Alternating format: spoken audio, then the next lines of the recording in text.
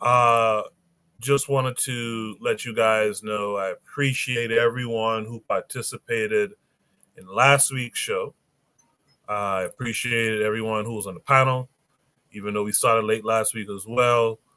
Some of you guys still showed up, and we had a good show. I appreciate those of you in the chat who come through every week and help to add to these conversations. Thank you, thank you, thank you. And lastly, I appreciate all of you who join us in the playback. I wish the playback folks would leave a few more comments. It's always nice to have some commentary to come back to. Let me make sure my sound is working. Yes, my sound is working. Yeah, it's always nice to have some commentary to come back to after the episode has aired. So, make sure you guys who listen to the playback, make sure you drop a like, make sure you leave some comments. Let us know that you were here with us as well, even though it was after the live had ended. I see daily affirmations by Paulina's out there. Thank you. Thank you. Thank you for being here. Thank you for your recent contributions to Shoot the Breeze via topics and stuff like that. So I appreciate that. We're going to discuss some of those tonight as well. You know what it is. I like to appear here a little bit early before we officially start the show to give you a preview as to what we're going to talk about tonight. One thing we're going to talk about tonight is the NICU nurse, white woman NICU nurse who was charged with infant abuse. We're going to ask, how can that be stopped? We are going to talk about Trinidad. Trinidad recently declared a state of emergency. And the question is, will they call for Kenyan intervention as Haiti did for their country? We're going to celebrate our brother and sister of the year. Hint, one of them is Traore. We're going to talk about the effects of Nigeria as a Berlinist state. And lastly, we're going to look at a scenario and try to answer the question, was it staged or not? So those are the topics that we have for tonight. I will start the show officially. During that time, I'll drop the link for those who want to join the panel tonight. Hopefully, many of you want to join the panel. I'll drop that link once I start the show officially. And on the other side, I'll introduce any and all of my panelists, as well as drop Shoot the Breeze topic number 1. You guys do stay tuned. In the meantime, hit the like button, share the show, invite a few people to come and check us out. All right? You guys stay tuned.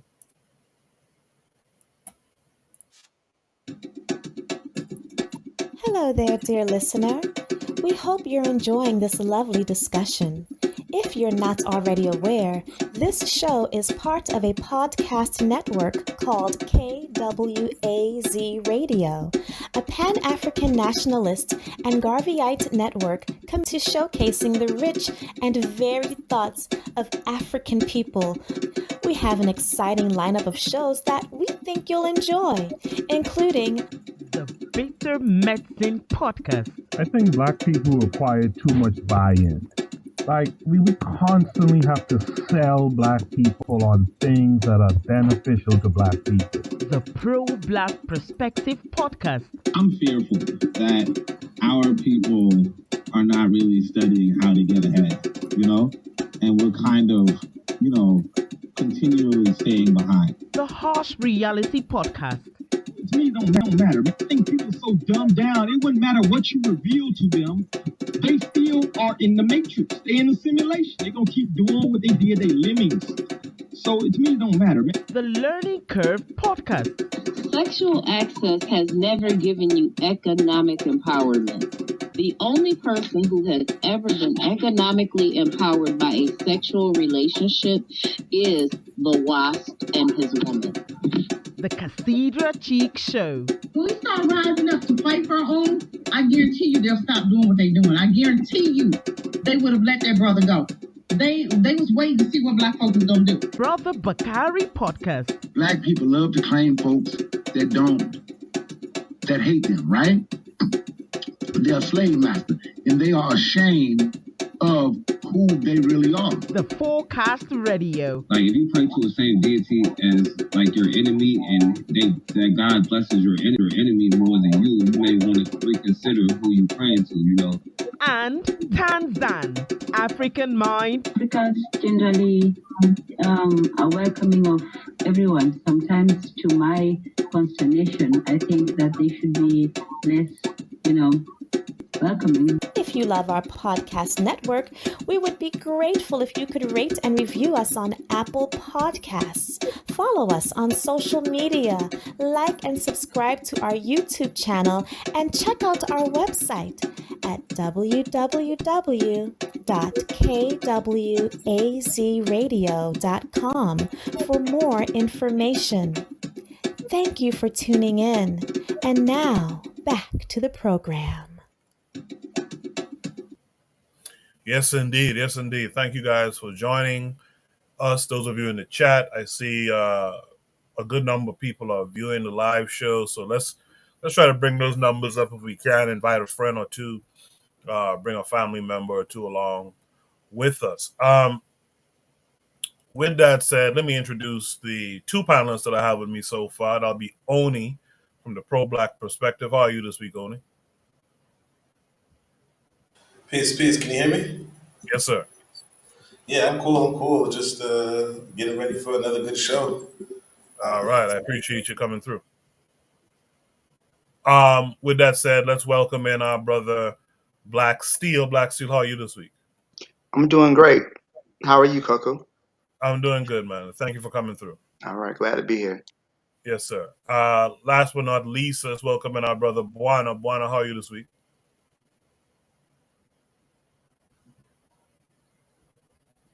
Buana, you're muted if you're talking. I guess Buana can't hear us right now. So we'll just let Buana work that out. In the meantime, though, let's just start the show and let's get to Shoot the Breeze topic number 1 tonight. Shoot the Breeze topic number 1 says, what the heck? How can this be stopped? This is in reference to the NICU nurse who was carrying out infant abuse on black boys. This came with a link that takes us to Instagram. Let me make sure I set it up right. Okay. So what we'll do is we'll watch the video and then we will discuss it.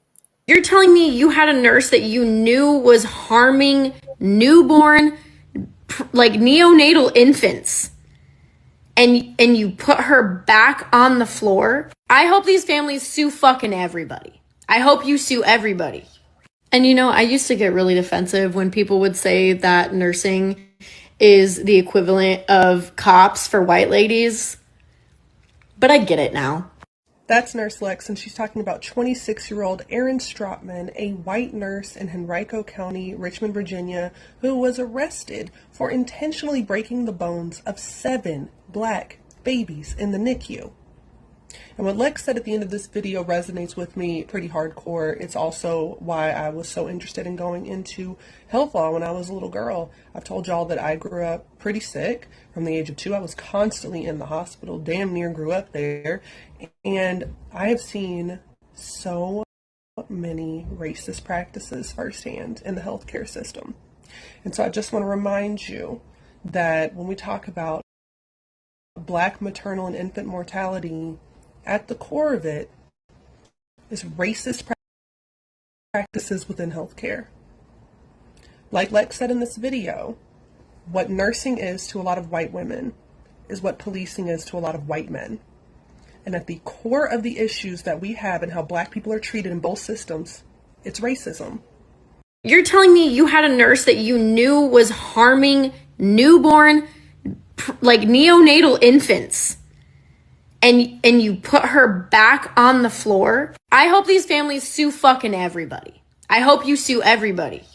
And I used to get really defensive when people would say that nursing is the equivalent of cops for white ladies, but I get it now. That's Nurse Lex, and she's talking about 26-year-old Erin Stropman, a white nurse in Henrico County, Richmond, Virginia, who was arrested for intentionally breaking the bones of 7 black babies in the NICU. And what Lex said at the end of this video resonates with me pretty hardcore. It's also why I was so interested in going into health law when I was a little girl. I've told y'all that I grew up pretty sick. From the age of 2, I was constantly in the hospital, damn near grew up there.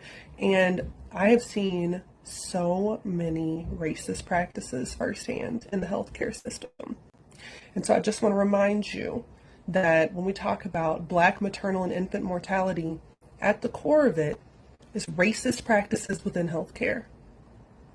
Like Lex said in this video, what nursing is to a lot of white women is what policing is to a lot of white men. And at the core of the issues that we have and how black people are treated in both systems, it's racism. You're telling me... All right, just wanted to play that twice. Give Buana some time to fix his situation. Buana, are you there? Coco, can you hear me? Sir. Yes, sir. Okay, I'm here. Good night to all the brothers. I'm here, Coco. All right, cool. Thanks for coming through. So this prompt also came with a second link that will take us to YouTube. Okay, so it didn't work tonight. Let me share it with y'all.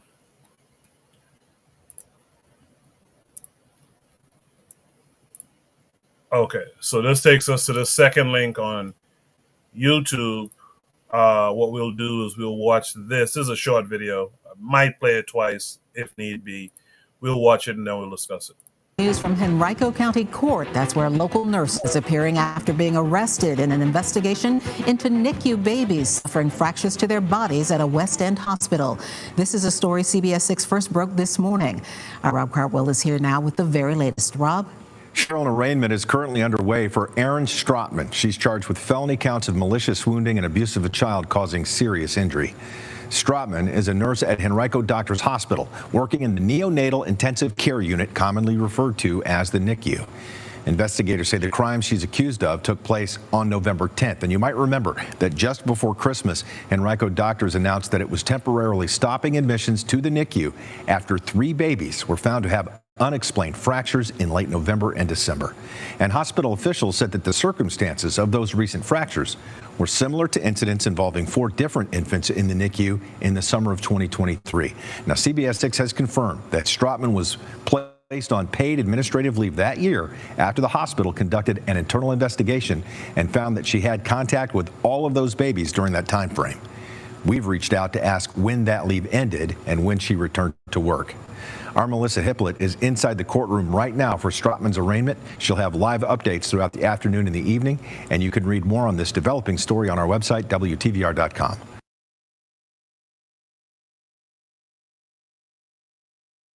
All right, there it is. So that's the news.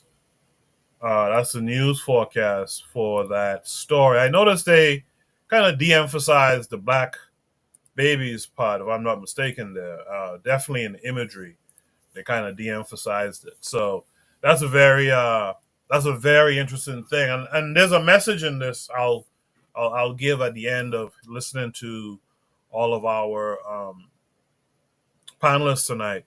Before we get there, I shouted out Daily Affirmations by Pauline earlier. Good night from Marcus Garvey is the way. Good night to you too, sis. Thanks for coming through. KW Don 7 is out there in the chat. He says we do not see that we are in a war for our survival. Absolutely. Again, Shooter Breeze topic number 1 says, what the heck?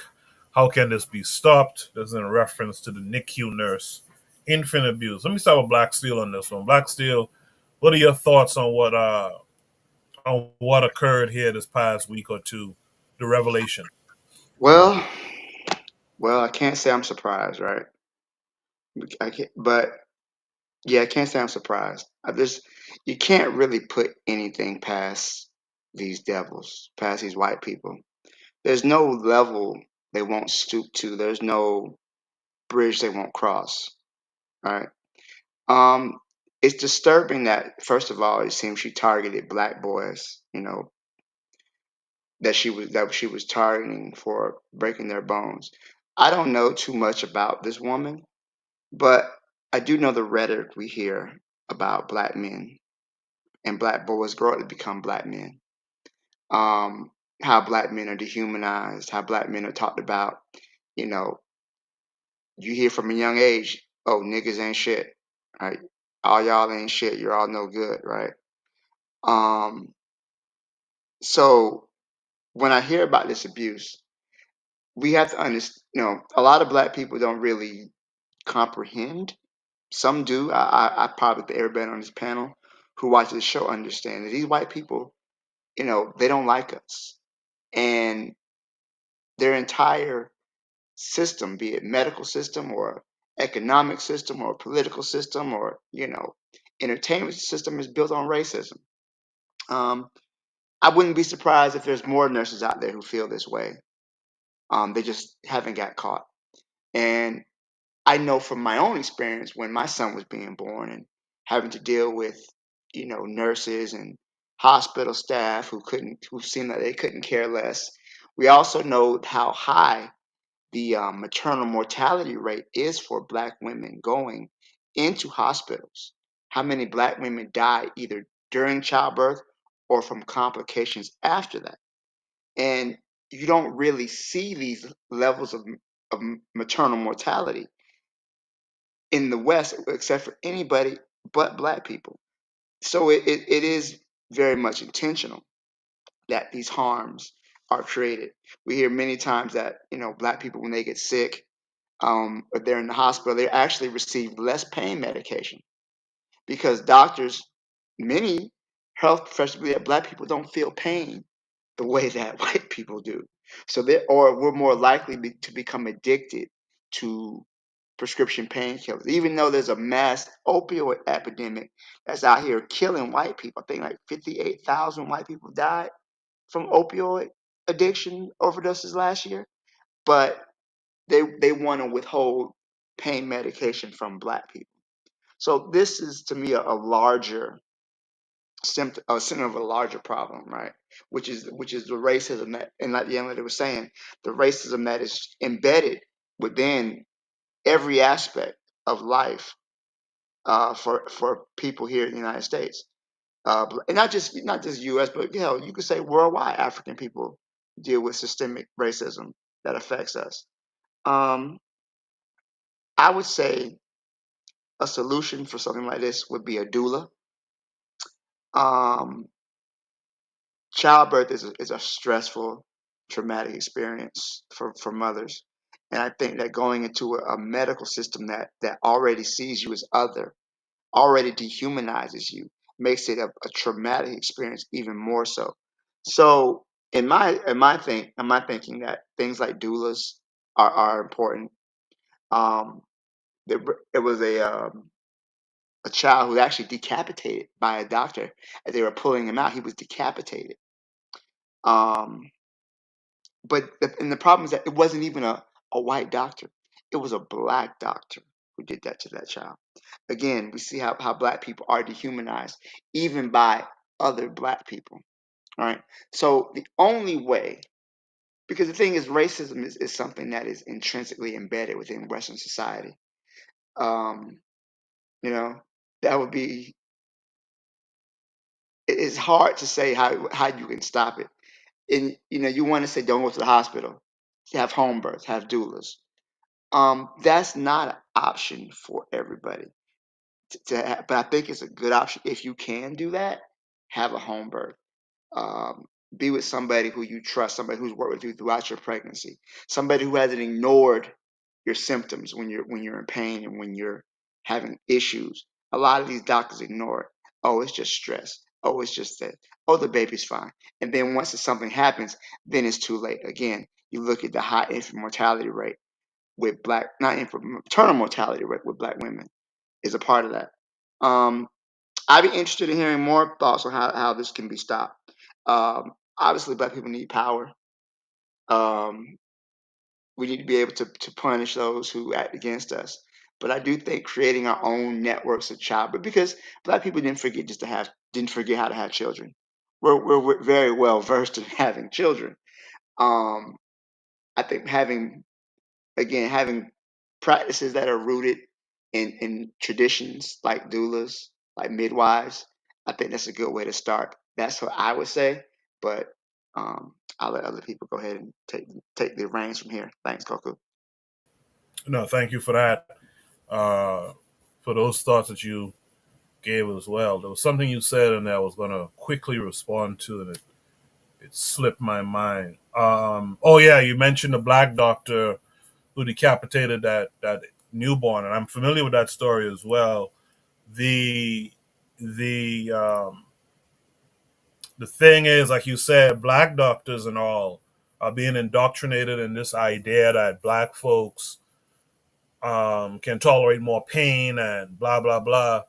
And in fact, personally, I have a Black dentist, and I had to pull her aside one day and say, "Hey, man, don't treat me like the white guys treat people, or, Black folks who come to them, because that's why I'm here. I'm here with you because I expect you to show more care." She did a procedure, didn't give me any antibiotics after, like drilled a damn hole down in my jaw, didn't give me any antibiotics, and of course the thing went and got what's the word infected. And I had to pull her aside about that stuff. So yeah, we have to be careful about the indoctrination that even our own medical professionals receive as well. Um, with that said, let me hear from Oni next on this. Oni, I have an idea of what you're going to say, but let me hear your full thoughts on it. Well, okay. Well, I do like when Juana said, not Juana, Black Steel said, we need some power. And you guys forgive me, it's 4 a.m. But, but yeah, I mean, so obviously Marcus Garvey did tell us, the only protection against injustice in man is power, physical, financial, and scientific. But here is where I would say we have a problem as a people, right? Um, Very likely you can't stop something like this, because in order to stop something like this, you would like it's just not. We talk about logistics. Like, oh, can you take every Black person to, can you transfer every Black person? Like, there's some things you can't do. You can't stop crimes in another country. You know what I mean? I'm reminded of the time when, like I said, I had this. I was watching a debate between some white feminists and this white, I guess capitalist or this white bar owner, and the feminists were telling them, "Hey, look, at your bar, the women need to be safe, and they should be safe, as women inside of this bar, just because they're women, right?" And the bar owner, said something realistic. He said, "Nobody's safe. Nobody can be perfectly safe." And when he personally, this big guy, right? When he personally goes to the parking lot to go to his car, he keeps himself strapped. So to say that there's just no way to really stop something like isolated incidents, uh, especially if you're going to another man's hospital.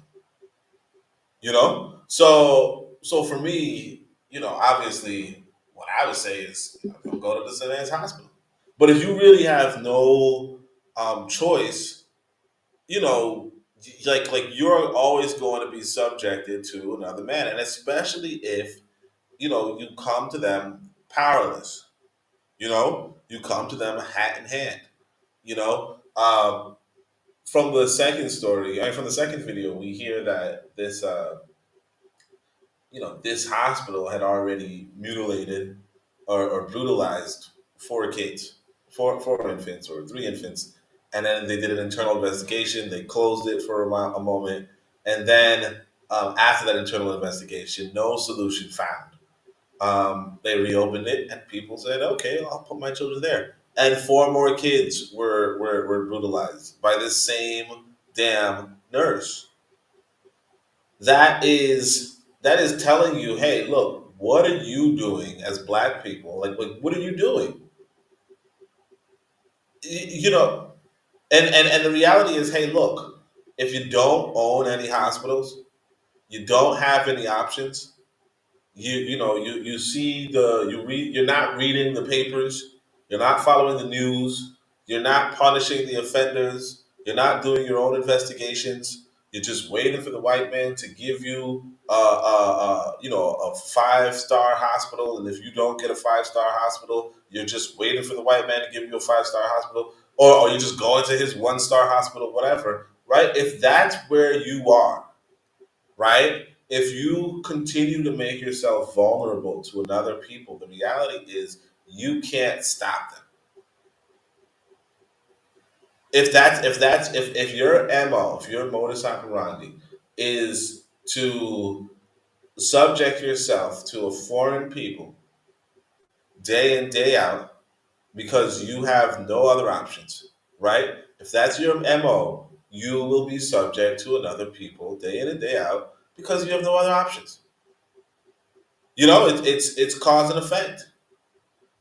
And so, yeah. I mean, obviously, what I would say is, if you can leave the country, and I understand a lot of people can't. So if you can leave the country, leave the country. But if you can't leave the country, and I would say, well, contribute to the building of your own private hospital. And if you don't contribute to the building of your own private hospital, go to their public hospital. But when you go to their public hospital, understand that the people that they will employ, their own people, a lot of these white people, right? And we're talking about a lot of these white people have some sort of psychopathy. One, just a regular sociopathy. And two, a lot of them just don't like people that look like you. They don't like that you're having newborns. And that's pretty much what you have to come to terms with, that you're vulnerable. I had a friend who called us sitting ducks. That's what we are. We're sitting ducks, and that's what happens to sitting ducks. If you're in the pond, just chilling, and there's the hunter around, either you or somebody is probably going to get shot. That's it. I appreciate that. Oni, in the chat, we have Anthony McPhail saying, peace to the panel. We also have Kofi the Black Critic saying, good night, Black family. So he's going to call in soon. We got Trigger Happy 262 plus in the chat tonight. He says, I read a tweet from a South African who said, they hate you so much, but you want to coexist with them. Europeans are barbaric in nature. And that's kind of the message I have at the end after all the panelists speak as well. KW7 says, how can this be stopped? Nationalism and doing for self, but we opted for assimilationist, integrationist fantasies. So thank you guys for the comments from the chat. Keep them coming. I'll read them out on the air. In the meantime, let's welcome in our brother. It's been a while since he's been up here. Let's welcome in our brother Bakari from the BNN Network. Bakari, how are you this week? I'm good, man. Can you hear me? Yes, sir. Loud and clear. Good. What's up? What's up, everybody? Now let me make sure I got the gist of everything. Where they was hurting Black babies in the hospital. Is that what you so? Yes. A nurse, a NICU nurse, was breaking the bones of Black boys. Yes. Okay. So one, you have to know what hospital, research what hospital you're going to be going to have babies. Know what you're dealing with, but you have to make a presence known in there. The man have to make a presence known. Man and woman have to make a presence, have to make your presence felt. But the best way, we do need our own hospitals. But we can say we need our own hospitals as long as you want. But when y'all said it was known that a Black doctor did it to some Black babies, Black people have to start liking one another first. Black people have to start wanting to have some respect for one another first. And we can say what we need all we want. If there's no respect there, if you ain't on the same page mentally, nowhere near the same page, not even in the same chapter, knowing you need something ain't gonna happen unless a couple of people just get up and do it.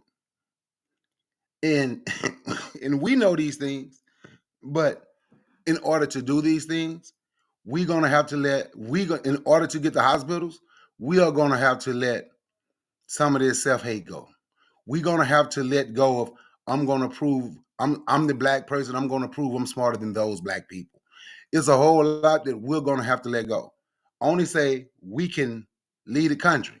And he's right, we can. I plan to be gone in the next, my son got 3 semesters left, my daughter have 2 semesters left. I plan to be gone when they graduate. But I'm leaving with the understanding, knowing I don't care where I go, you still got to fight. You can't run. You can't continue to tuck your tail in your ass and run, because it doesn't make a difference where you go. Them motherfuckers came on a ship and came to Africa and picked us up and put us at the bottom of ships and took us all around the world. So leaving here, going there, don't take you off the radar of being screwed over. So even when we leave, we have to leave with the mindset of we're going to have to stand and fight. Here, we're going to have to punish some people. And it's just that simple. But how do you punish them? We don't want to stop shopping with them. I'm talking about as a group. We the only people that I know can be treated any kind of way, and we still want to deal with the same people that treat you any kind of way. That whoever was breaking the black baby arm, which, as far as I'm concerned, can be decapitated. I don't know if I can say that on your platform. My bad. But that's what I think. That's what I say should happen to him. But who was doing it? Like, we complain about the guy that killed Trayvon Martin. How many times have he been to jail? We jumped for joy when a white dude punched him for bragging on killing Trayvon Martin in a public place in front of black people. But we jumped for joy when a white person did it. We don't punish people. We don't want to hurt nobody. The only people we really want to attack verbally or any kind of way is one another. And the reason being, if you attack them, we know that there's consequences and repercussions. The history of this country have shown us this. But if you attack us, you are actually joining forces with the people you claim that you fight, and you know there's nothing gonna happen. And when I'm saying attack us, I'm saying attack us. I'm saying we're not gonna do nothing. I'm talking about us as a group, as a whole. So that hospital need to be checked. Whoever that woman is, whatever her name is, need to be checked. I'm believing punishing. You can break arms before you, whatever it is you decide to do, whatever she broke can be broken on her before you finish doing whatever it is people decide to do. But it ain't gonna stop until we stop it. And it ain't gonna stop until we stop being scared of them and sticking our chests out when it's time to have a conversation with one another. We stick our chests out and we big and bad. But when it comes to them, we tuck our tail in your ass like a scared little dog. And it ain't gonna change until we change. Ain't nothing gonna change until we change. And what I mean by us changing this stuff that happened to us. We can talk all we want, but if we ain't got enough people ready to step up and change it, physically, mentally, emotionally, spiritually, it's gonna continue to happen. On that, I yield, Mike. Appreciate you, Bakar. I appreciate what you said. And I like what Trigger said to what you were saying. He said, yeah, I like that emphasis. Repatriation has to emphasize organizing, because the job doesn't stop once you get to Africa. The message to some is the job stops when you get to Africa. So I appreciate what you said there. With that said, let me hear from Buana. Buana, what say you to all of it? I would say that this is probably along the lines like a first world problem. It could be a third world problem too, but I can't imagine where I am that if a white woman, was to be breaking the bones of children as a nurse in the Princess Margaret Hospital, and she would still be able to even live in the Bahamas, let alone exist, and to even come back. You know, there would be no sanctuary for her in here, no sanctuary. You know, people will come up to the hospital to try to get at her, or they'll wait for her outside the house. So that they would have the Bahamas would have a third world solution for what she would have done in the hospital to black children. I have no doubt in my mind about that. There will be no sanctuary for her. But I'm also knowing that there was a case where a lady went to Africa and she was, I can't remember the exact African country, and she was operating on black children. And she wasn't even a doctor. And nothing. I don't think that she even went to prison. So for the third world, I think that that's a case by case thing. A harder issue would be resolved, a country to country thing. But for the United States, how I would approach this is Barack Obama did something intelligent. Barack Obama, when he issued cameras, cameras as far as policing is concerned, to let people see, them actually executing the laws of the country. And if they was found to be, in willful or wrongdoing, many of the police officers went to jail. And that's not necessarily is going to happen for everyone, but because a lot of these harms is done on camera and recorded, I think that a lot of people is being held accountable as opposed to they wouldn't be if they wasn't being filmed. Now the problem with that scenario is there's something going on in the background. Somebody need to cut their mic. Yeah, Koku, someone needs to cut their mic, brother. But the problem is that in the Americas, you have HIPAA laws. HIPAA laws, in HIPAA laws, you have a right to privacy as patients in a hospital. So they'll say, well, you can't film nurses, you can't film doctors within hospitals because of HIPAA laws. So I would suggest that the blacks people who are concerned about this issue go to their politician, whoever, and try to see if they could relax HIPAA laws or exclude certain kinds of HIPAA laws. So you would be able to see, the comings and goings of doctors and nurses and whatever goes on in hospitals. I think that that'll be something that they need to do in moving forward. Yes, for me, I'm thinking, me personally, if I was thinking individually as a person, from a third world level, of course, I'm waiting for this woman outside of the hospital, no matter where she is. I'm waiting for her. I'm waiting for her outside of the hospital. But but I'm just resolving my issue. I'm not resolving the hundreds of different cases where these kinds of situations happens, not only to children, but for adults as well, for adult black people as well. So I want to be able to monitor these so-called professionals in their comings and goings, because I can't tell who the white supremacist is, or a white supremacist who have the intent on their mind of doing something like this to my child or your child or whoever. So these people need to be monitored. So you have to do it in a legislative way, yeah, because you can't just do it in the third world way, on the way to which I would have tried to attack this problem. So I would attack the problem in the same kind of manner what Barack Obama did, which was it was very smart in him doing that. Yes, black people still getting maligned or harmed on camera, but more people, more policing, more police officers are being held accountable because what they're doing is on camera now. So I think that that's an important thing to do. That's how I would answer this question, Cool. I'll leave it there. I appreciate that. Look like we're having some technical difficulties here. Can Marcus Garvey is the way hear me now? If you can, unmute your mic. If not, let me see. Can Anthony hear me now?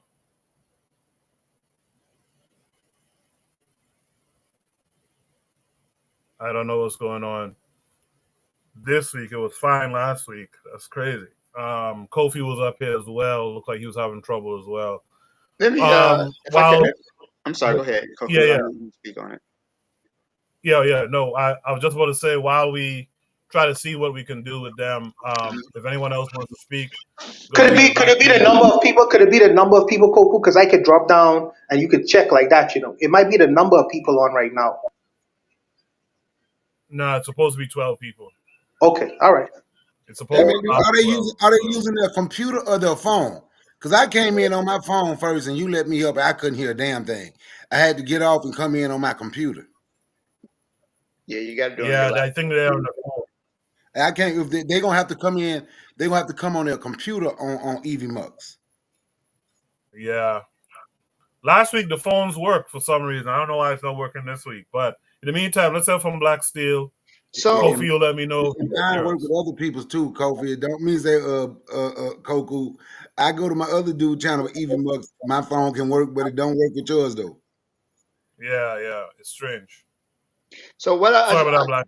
No, go ahead. That's fine. Now I want to say I definitely understand everyone's feelings about justice in this situation because this is a child, right? This is somebody. This is a baby, really, who is at their most vulnerable. They're already in intensive care. She very well could have killed one of these children, right? We don't know her motives behind it. We don't understand the fact they were black babies. You know, she could be in the Klan for all we know. But I think that everyone's talking about, getting justice and whatnot. But I think that understand that this is a systemic problem. This is the problem based on the fact that America is a racist country with a racist. You can't hear me. I can hear. Who is this interrupting me? That's you, Kofi? Like, anyways.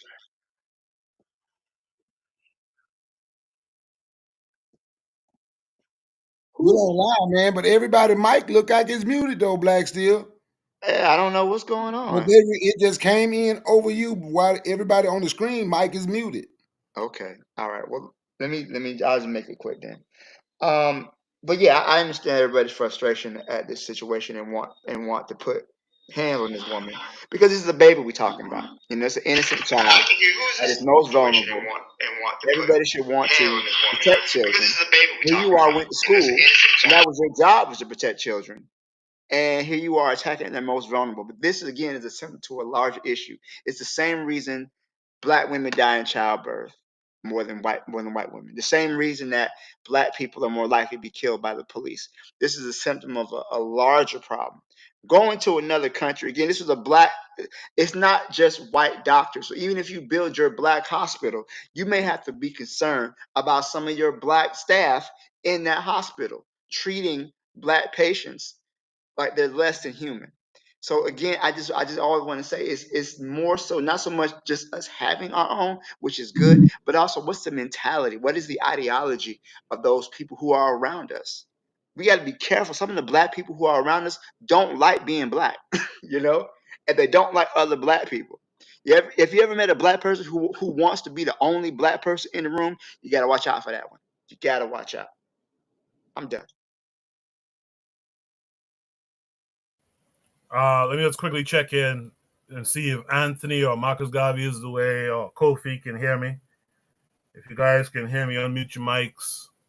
Let's hear your voice. If not, we'll go to someone else who want to add a last thought or two to it.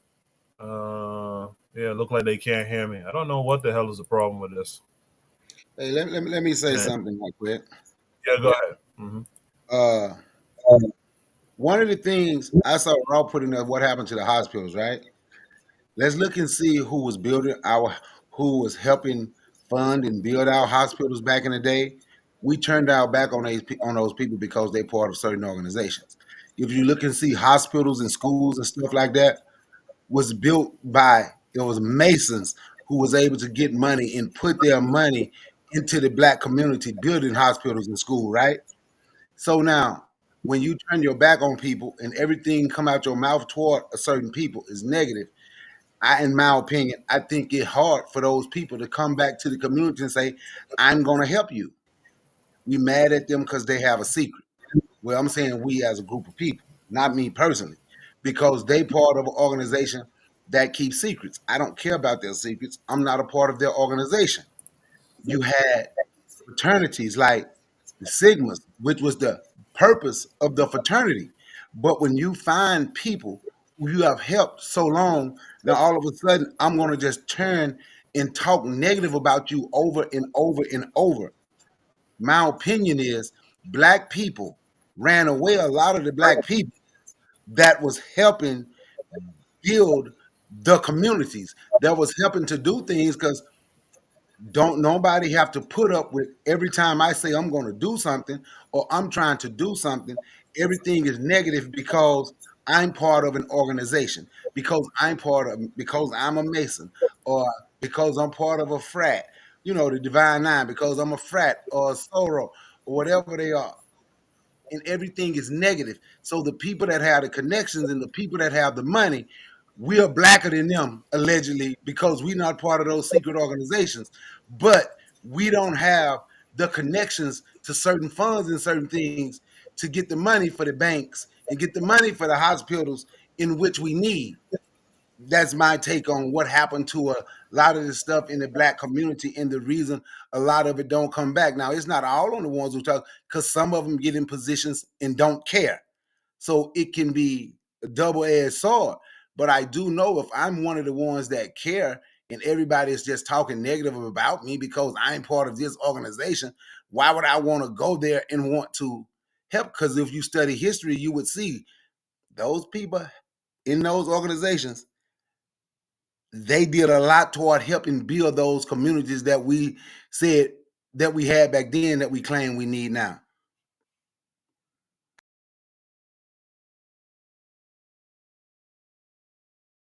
Appreciate that, brother Bakari. Sorry, I'm here trying to troubleshoot in the background, all kind of stuff.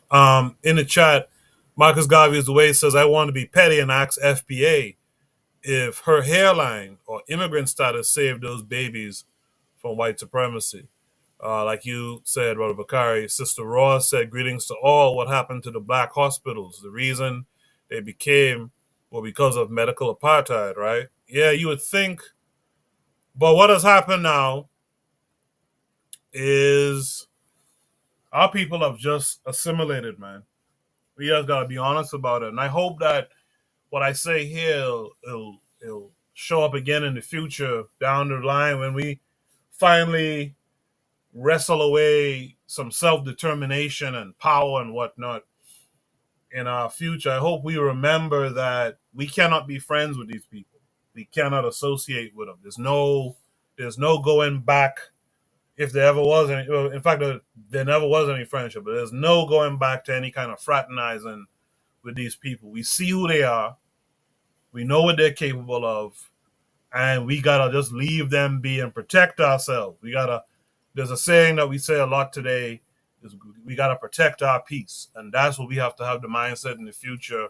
When we get to that place where we could beat ourselves, be peaceful, we need to protect that peace. We cannot have these people around us. I know a lot of black folks, because of the situation, you work with white folks and you're around them in different scenarios, and yeah, they may crack a joke with you or laugh or something like that, but ultimately we supposed to know these are not people we want around us, man.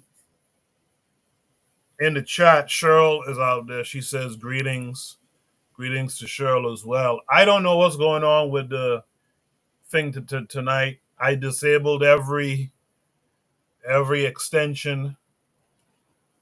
I don't know why it's not working like it did last week. But if you guys decide to try again, you could try again. I did some troubleshooting in the background. Let's see if it'll work. In the meantime, if there's no other thoughts for this prompt, let's go to Shoot the Breeze topic number 2 tonight. Hey, I'm gonna step down and tell them to try to see if that will work. Since we have any problems, we know it's to be 12 people, but since we're having so many problems, I'm gonna step down. Then they come back and see if it works. All right, cool. I appreciate that. And if it doesn't work, you can come back up if you have time and join us again. So I appreciate that. Shoot the Breeze topic number 2 tonight. Shoot the Breeze topic number 2 says, Trinidad declares state of emergency. Will they call for Kenyan intervention as Haiti did for their country? This came with a link that's going to take us to YouTube. Make sure I set it up proper.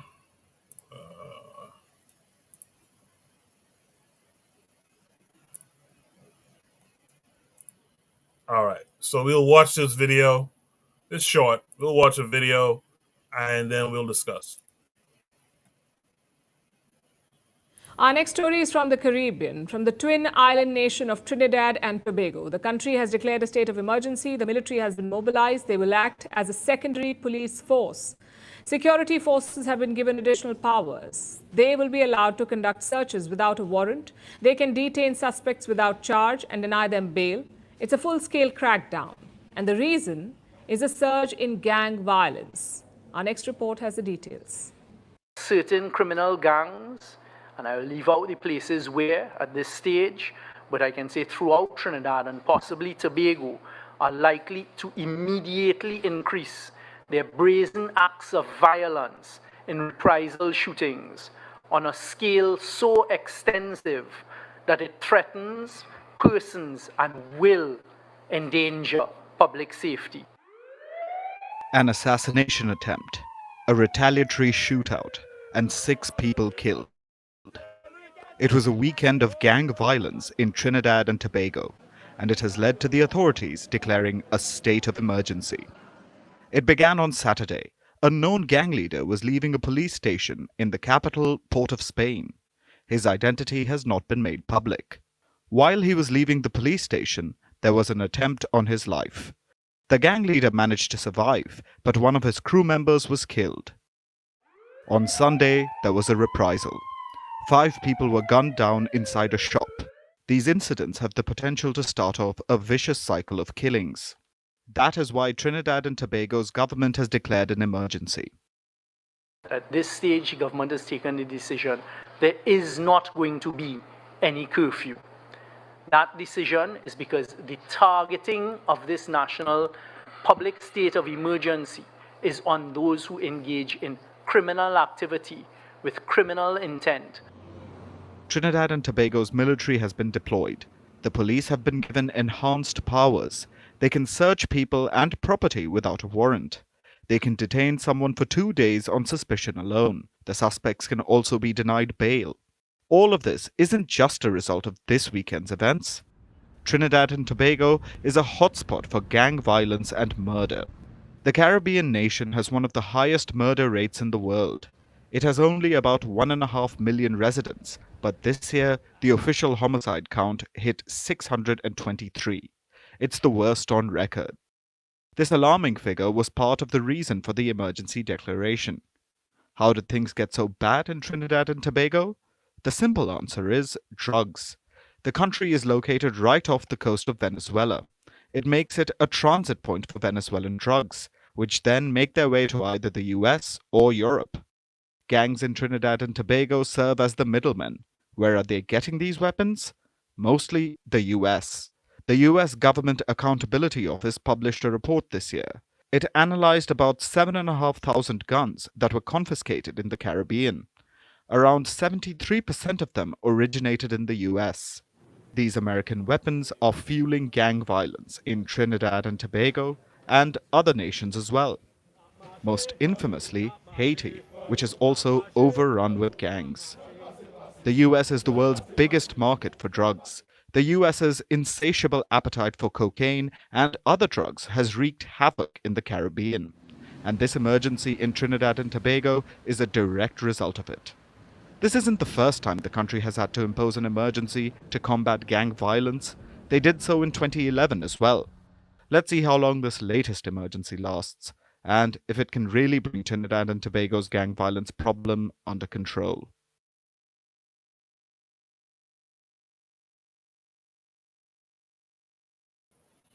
Yeah, Trinidad has a problem. The Bahamas has that problem now too. There's retaliation, killings, and all that kind of stuff. In the chat, I like something that a few of you said. Cheryl says U.S. up to their old destabilization tactics. I like this one here from Trigger Happy. He said gang violence equals manufactured terrorism. Earlier, Cheryl said, dude got a Trini accent, but it's Chinese. That threw me all the way off. LOL. Yeah, they have a good, sizable, what they call black Chinese population, and straight up Chinese population too, and Indian as well. In fact, Trinidad is not even really a mostly black nation when you check it. I think Oni talked about it before. I think it was only like 30% black or something like that when you really check it out. But with that said, let me mix it up this time. Let me start with Oni this time. Oni, what say you to this? Yeah, it's just classic U.S. This is like it's kind of like the hospital problem again. You know, people don't. I mean, this is why I like ideology. Ideology I feel like is one of the most important ways to look at the world. You know, um, a lot of people would disagree and say religion and spirituality or something. I don't know, but what I would say is you gotta have a national ideology. You gotta look at the world through a certain lens, and the way I think not enough people are looking through the world is not realizing that America is a terrorist state. Like the story we just heard about the woman breaking the bones of a child. That's terrorist shit. That's terrorizing a population. That's for whatever reason. What could this woman's motivation be? I don't know.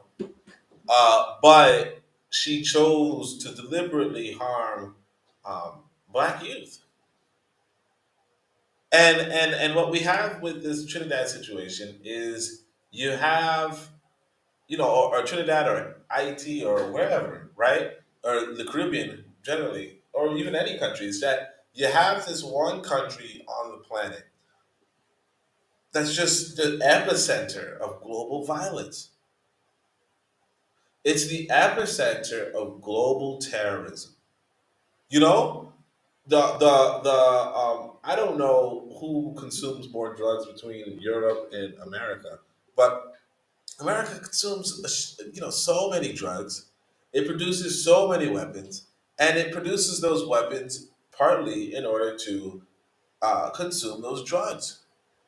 And at some point, you have to say, as an African people, right? And I know Trinidad is not entirely African, but even so, you have to say, as an African people, let us divest from America. The issue that Trinidad would have here is that even if they recognize, hey, look, America, we don't want your weapons, we don't want we don't want to give you drugs, right? We want to cut you off from that point. You have to be able to cut them off on every point. I mean, I don't know Cuba on the ground, and maybe somebody else could say, oh, well, Cuba has the same problem. But it's very probable that Cuba doesn't have the same problem. Okay? It's very possible that Cuba, and I say Cuba, right? It doesn't have the same problem. And just because that's a country that divested from America. You look at North Korea, and it says, look, we don't have that problem because we divested.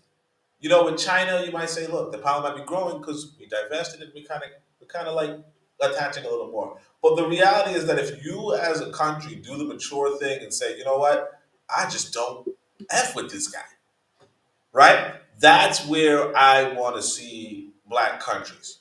And this is why, my narrative shifts when I talk about you know, nations, nations outside of America or populations outside of America, only because we have the option to divest.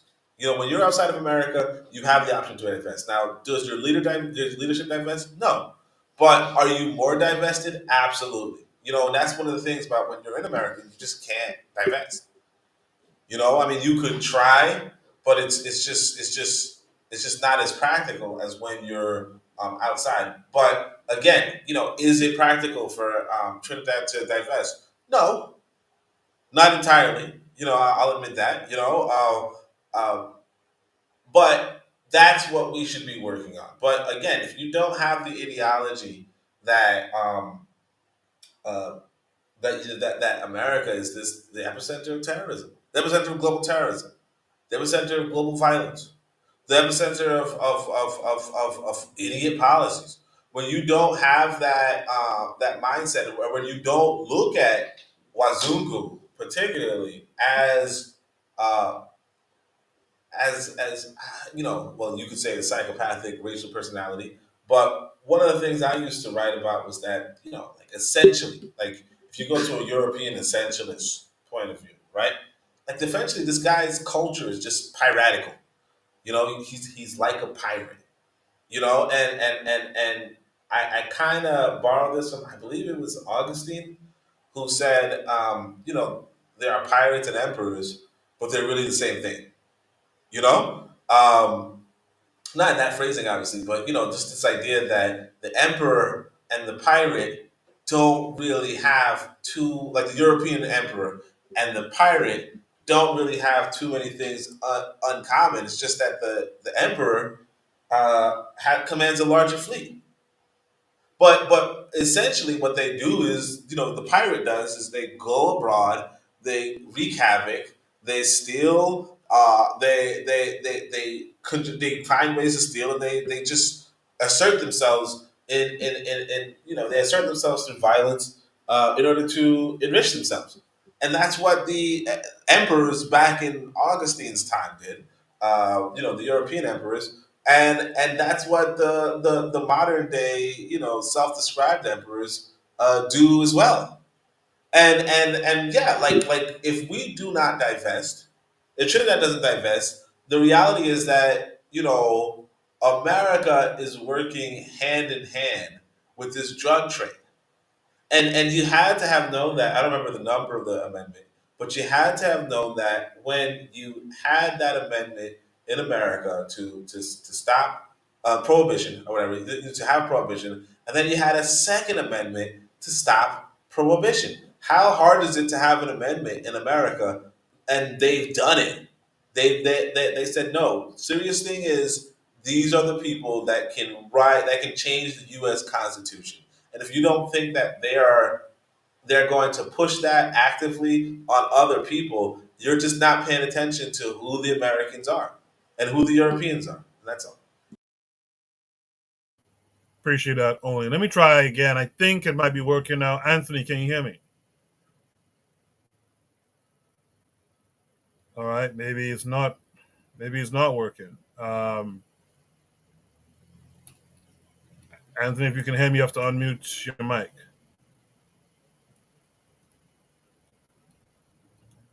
All right. Maybe it's not working. Can Kofi hear me?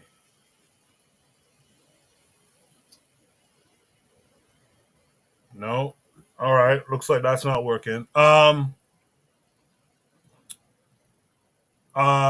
With that said, then let me go to Black Steel. Black Steel, what are your thoughts? So I'm a little confused as far as it's an outbreak of gang violence. It seems like in Trinidad and gun violence and everything else like that. Why in the world? So first of all, when Kenya and other African nations intervened in Haiti, that was against the wishes of most of the Haitian people and against the wishes of most of the people in Kenya. I think the Kenyan parliament actually downvoted that or tried to go against it. He just did it anyway. Um, this is a problem with many countries that are in the satellite, in the shadow of America, unfortunately, right? For example, for all we talk about the Mexican cartels and whatnot, the Mexicans don't manufacture guns. No, I can't hear you. I hear you just now, Anthony. Can you I hear heard me? you now, Anthony. I hear you. Can Can you you hear hear us? us? Yeah, can you hear it? Can you, can you hear No. us? Dang, that's crazy. That is weird. Yeah, that's weird. Okay. But Go ahead, Black Steel. no, I was just saying that the U.S. does what it can to destabilize its neighbors. I wouldn't be these guns, these drugs, all of this stuff is being funneled because the United States, is a drug addicted nation, and for all their talk about wanting to eliminate drugs, America lost the war on drugs. Period. They can't keep drugs out of prison, so I know they can't keep drugs off their shores. So I don't know how they would be able to combat this. Even if they were to outlaw firearms, the appeal and the allure of dealing drugs, the amount of money you get makes it very appealing to especially young people when they feel like that's their best way to get rich.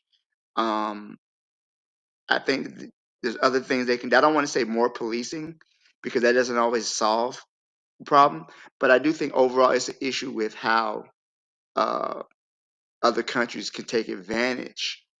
Like the U.S. takes advantage of, smaller countries around it, and organized crime takes advantage of governments that don't have strong structures in place to protect their people. So it's a lot of moving parts to this situation. But I definitely hope they don't appeal to call in another country to attack their citizens. I think this is an internal matter. They're going to have to be strong on this.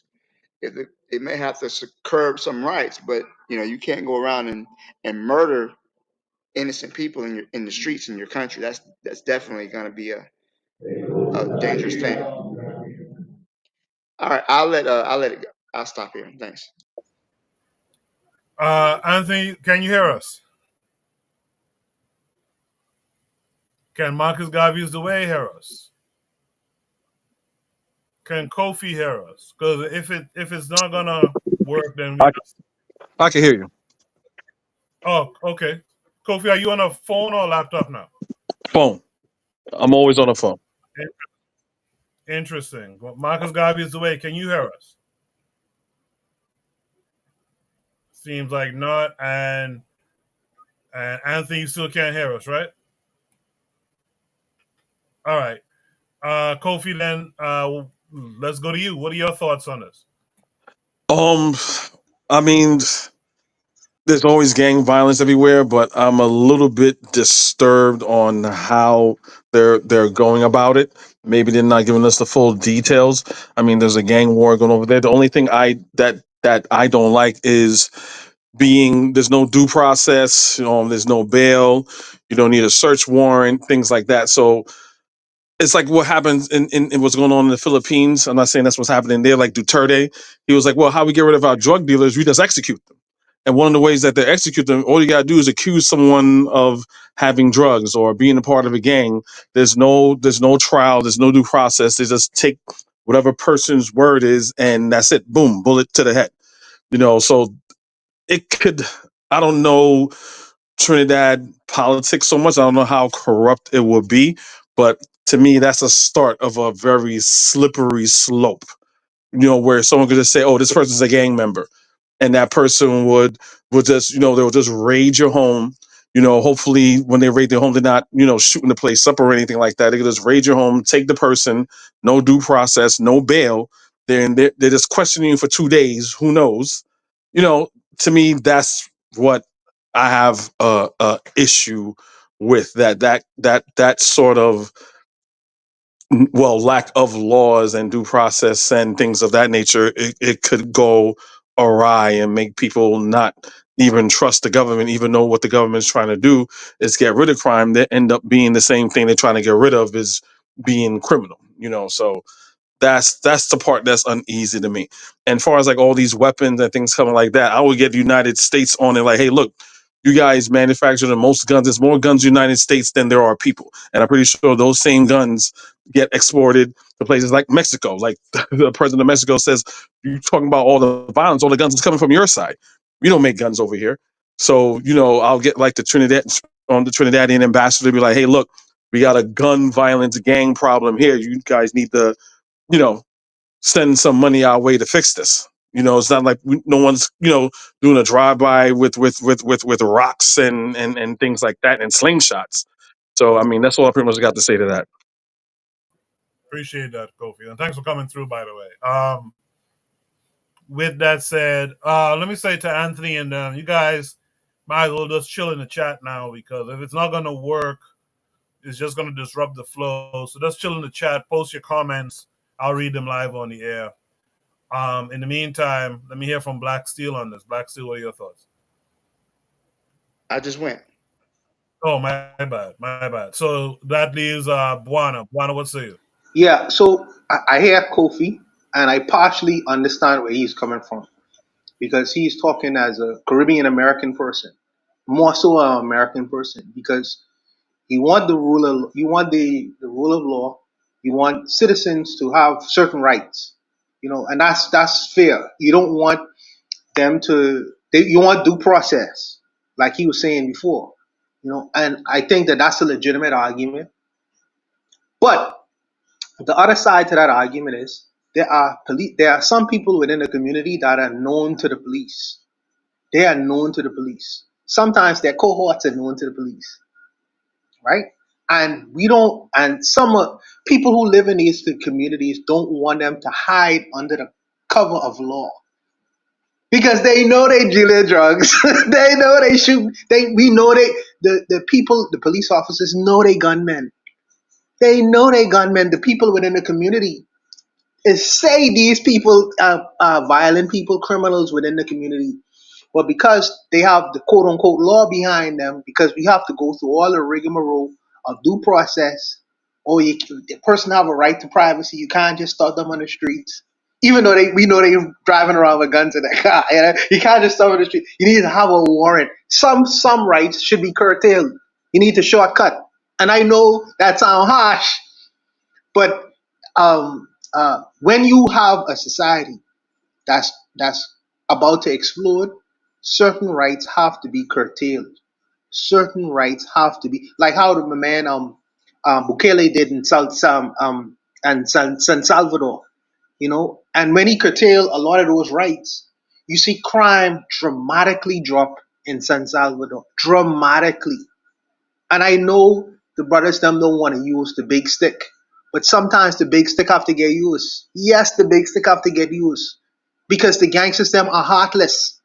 They are heartless. Some of them are on drugs. Some of them have shootings in broad daylight where children have to walk to and from school.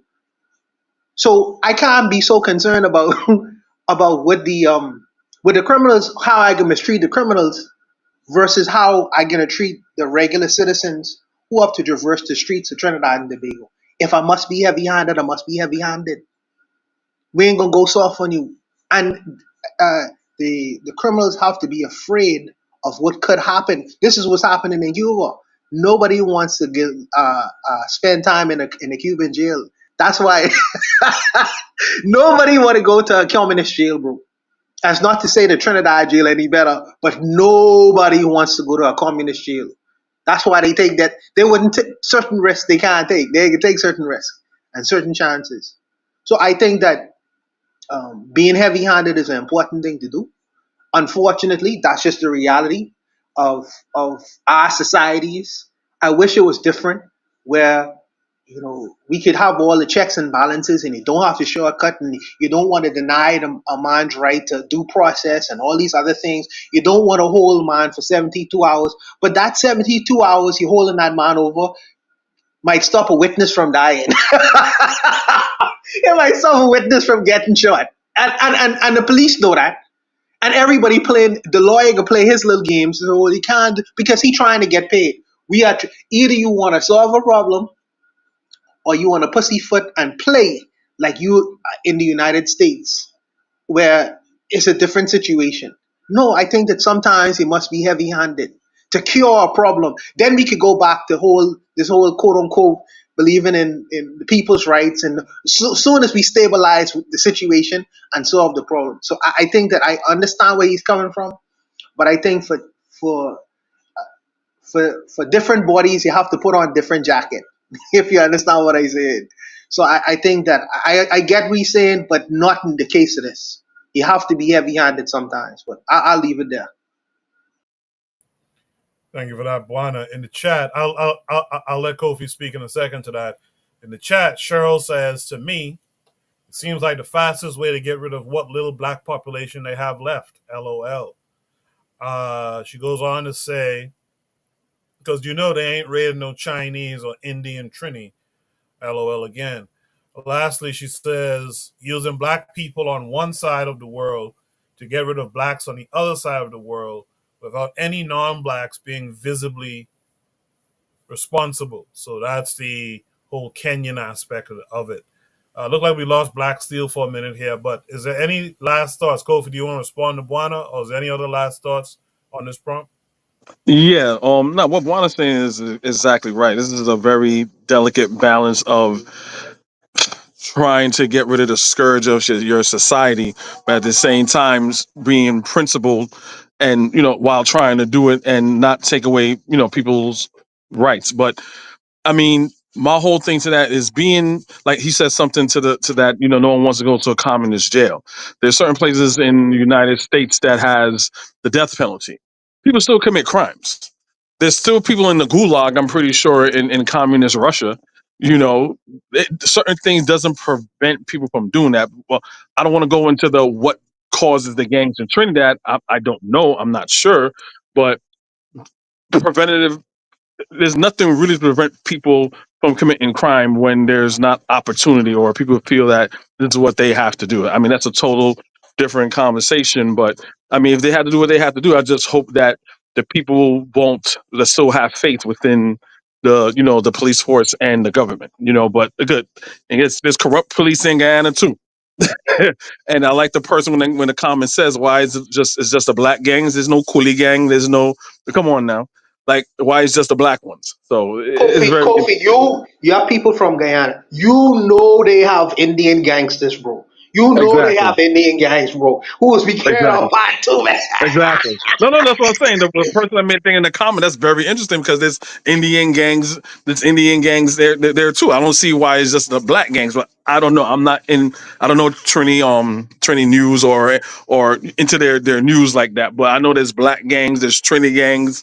I mean, there's Indian gangs in Guyana. So I kind of find it weird. It's just they're just focusing on the black people. So that's odd to me, but I'll just leave it there. Appreciate that. If there's no last thoughts here, let's go to Shooter Breeze topic number 3 tonight. Shooter Breeze topic number 3 states, does this seem staged to anyone else? Does this seem staged to anyone else? This is going to take us to Twitter. And it's a post from Breaking 911. Says, watch, video shows inside the Texas home of New Orleans attacker Samsud Din Jabbar.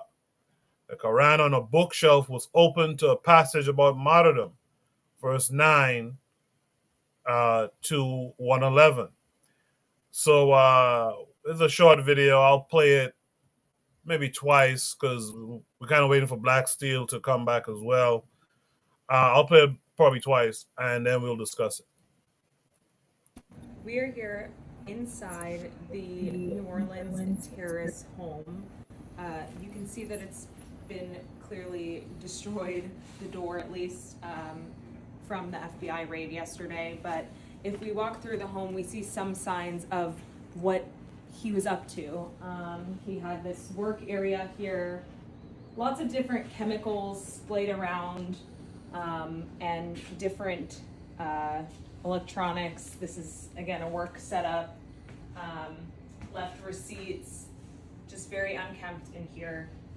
If we go over here, actually, you can see the Department of Justice documents here, the search warrant, and the property that they recorded here, which seems to be a lot of chemicals. Again, just left in disarray. There's a bedroom back here, and what appears to be his collection of religious materials, his Qurans, an open Quran with a passage there, as well as even the Bible here, but mostly books on Islam, and his prayer rug just to the left of me here. And if we go back, there's another bedroom here. You can see he left all these belongings, contact lenses, personal belongings, his bathroom. This seems to be some sort of workspace, again, with other chemicals here. The light's still on, some kind of station set up here. We're not really sure what that was for. In, what we can assume was also a bedroom. You can see clothes left here, and just a sign that someone was here up until those last few moments when neighbors said he left just before the New Year's holiday, saying he was done with his lease, it was up, and he was on his way to New Orleans where he would live there. Didn't take any furniture because he said his new home would be furnished. That's all we know so far. Yeah, this is very.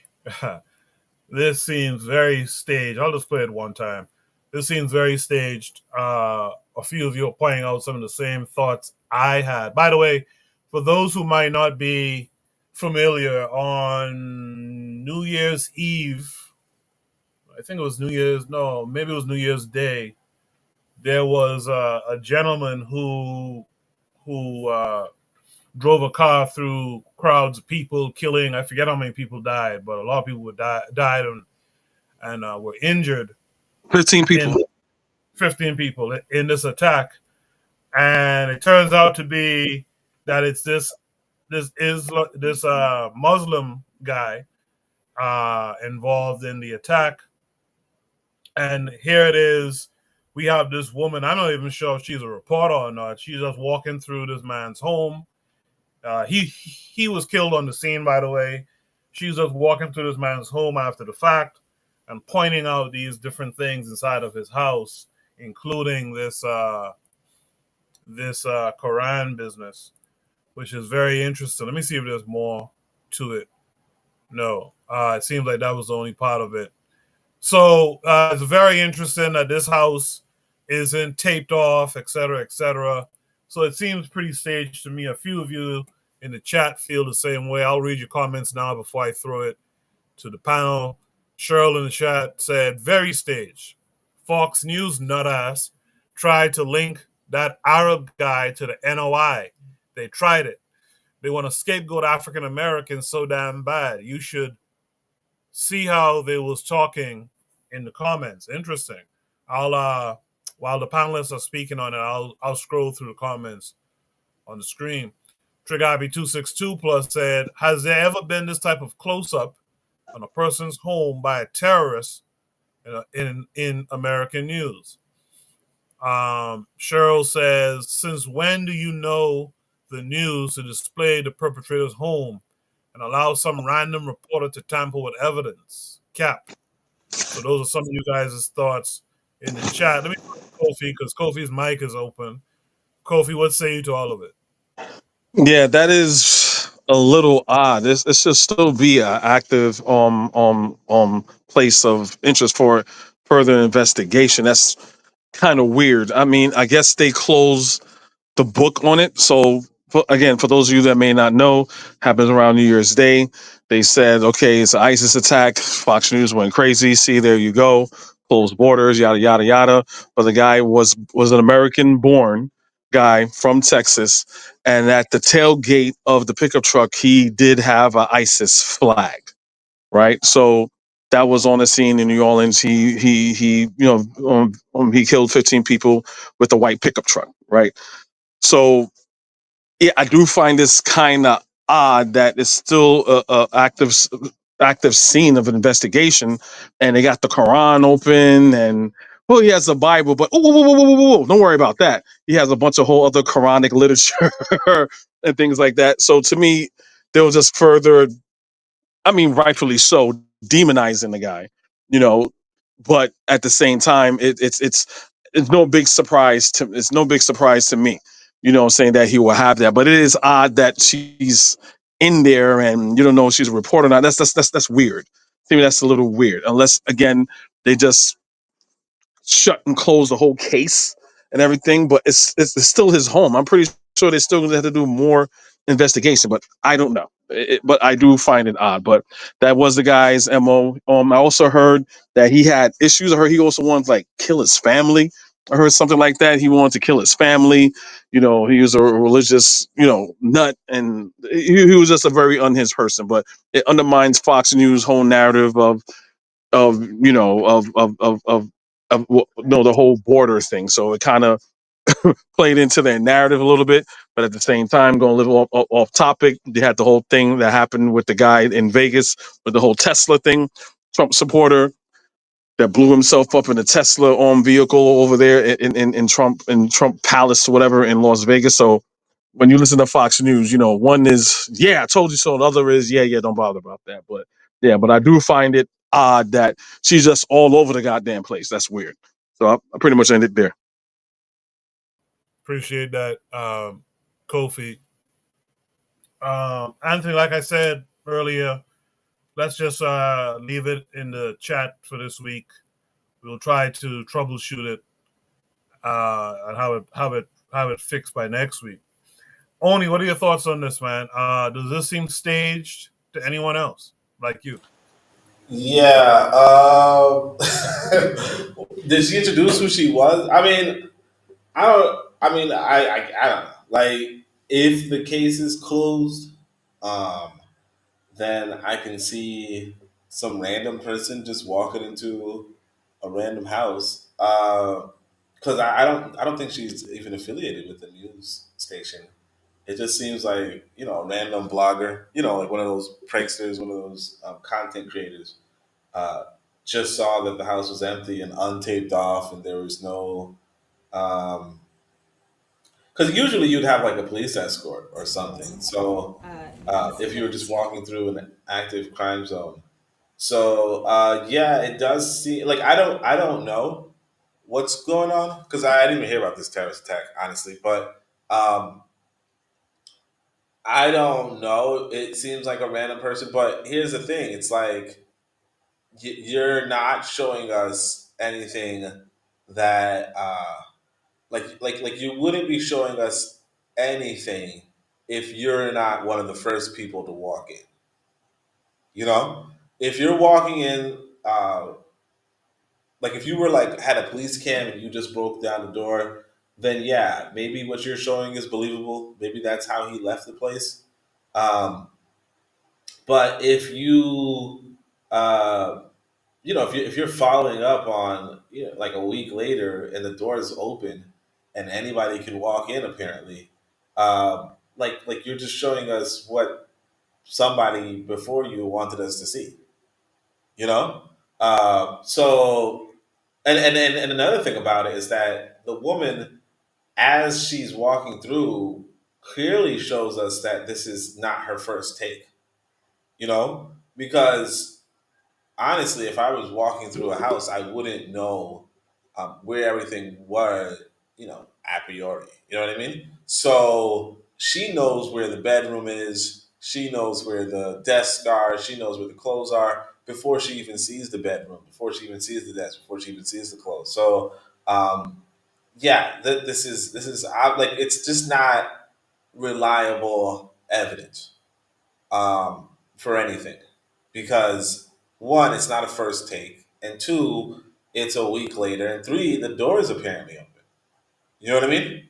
Like, and one of the things that we probably should notice is that this is what white people do. You know, this is what grave robbers do. You know, they see somebody's died. You know, it's like you see a tombstone or something like that. You see somebody's died, then you walk up in their place and you just do whatever you want. You know, now we don't know if she took anything. Um, we don't know, right? She didn't record that, but yeah, like they just walk up in a place and do whatever. So yeah, I don't really know this story, but obviously this is not like nobody should take this kind of evidence.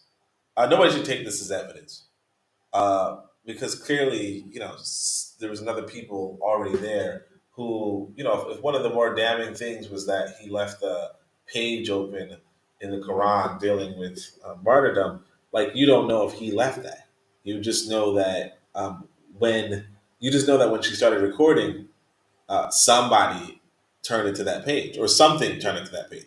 We don't actually know if it was the FBI. We don't know if it was her. We don't know if it was her camera crew. We just don't know, and that's all. I appreciate that, Oni. In the chat, Cheryl says they keep emphasizing he was American born in Houston and a veteran. They want the public to believe he was American without saying it.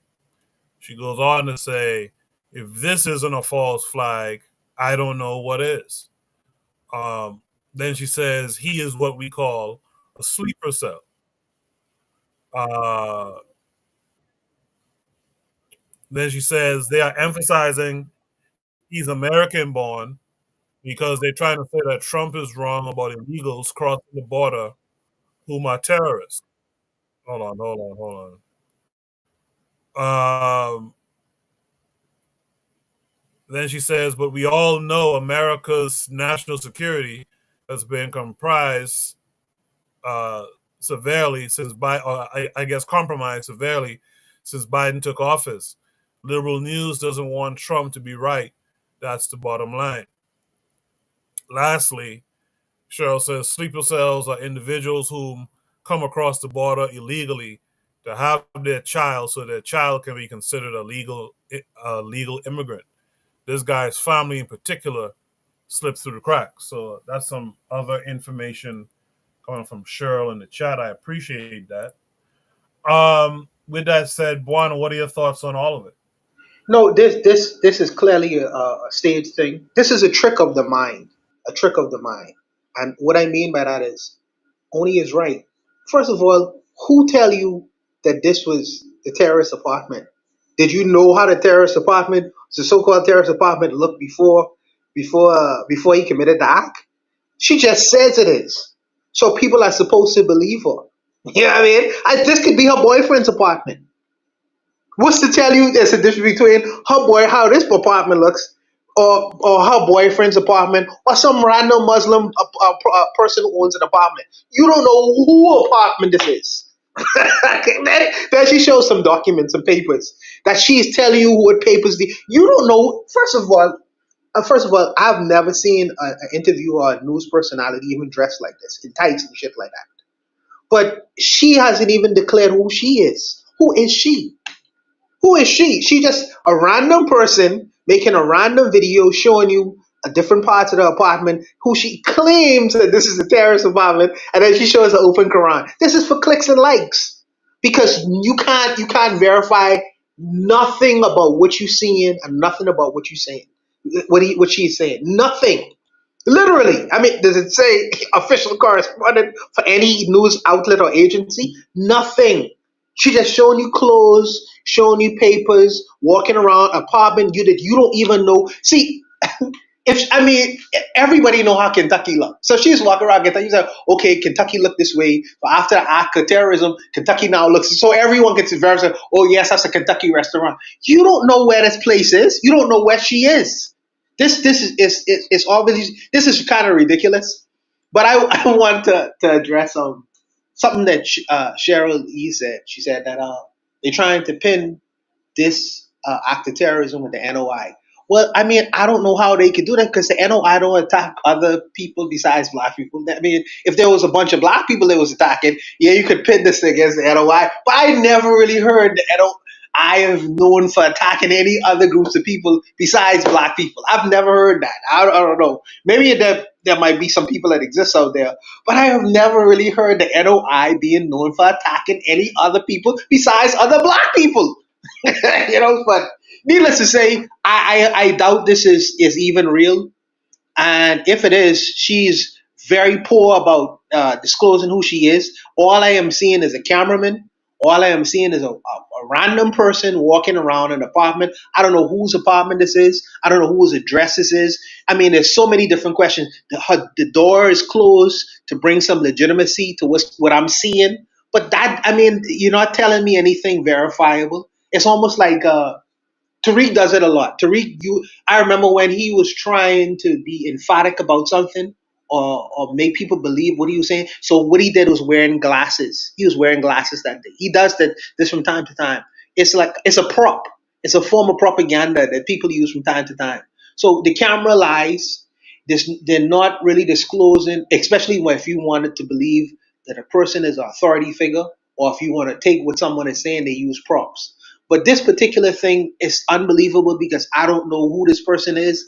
I don't know which apartment she is in. She's showing me some papers. I don't see what's on the papers itself. I really don't. To me, it's staged. So I'll leave it there, Coco.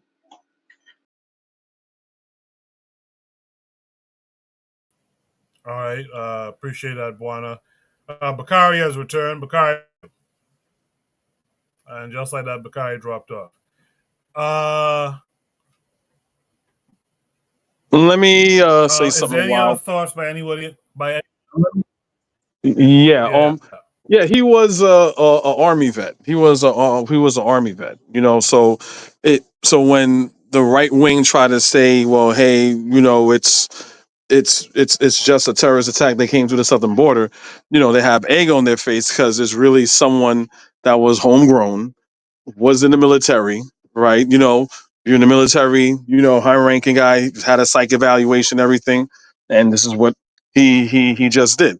I think Cheryl said something to the effect that, correct me if I'm wrong, that it was a lot of people slipped through the cracks during Biden's administration.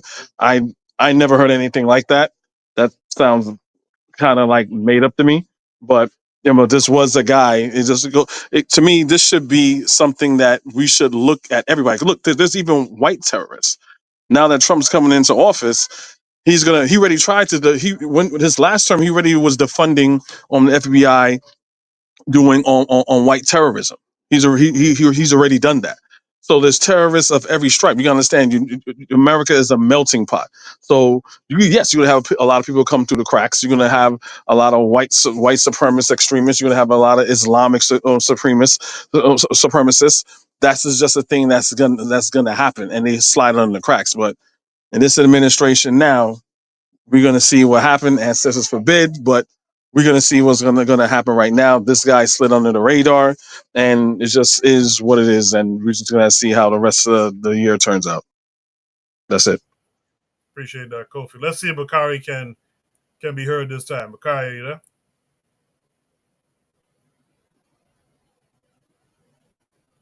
I guess not. Bakari was good before. Now he's not good. Can you hear me? Yeah.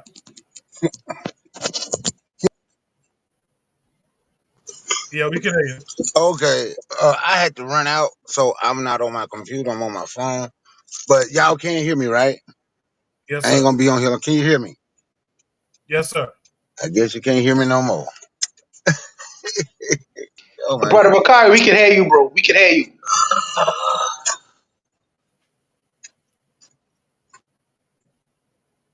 Yeah, okay. I see Anthony is still out there, but can you hear us, Anthony? No, it doesn't seem so. So we'll just rock it with what we have here. Yeah. Okay. Yeah. Yeah, go ahead. No, I just wanted to clear up something I said earlier on the end why only attacking black people. The reason why I say that is because first of all, the issue of Malcolm X, and then you have the Hanafi murders. Look that up. And then there's a curious thing that happens within our circles that whenever you are critical of the NOI, people always say, "Be careful what you say." Oh, you better watch what you say in case this Fruit of Islam group of people about to pull you off the street and beat you up. I've never really seen that when white folks are critical of the Nation of Islam.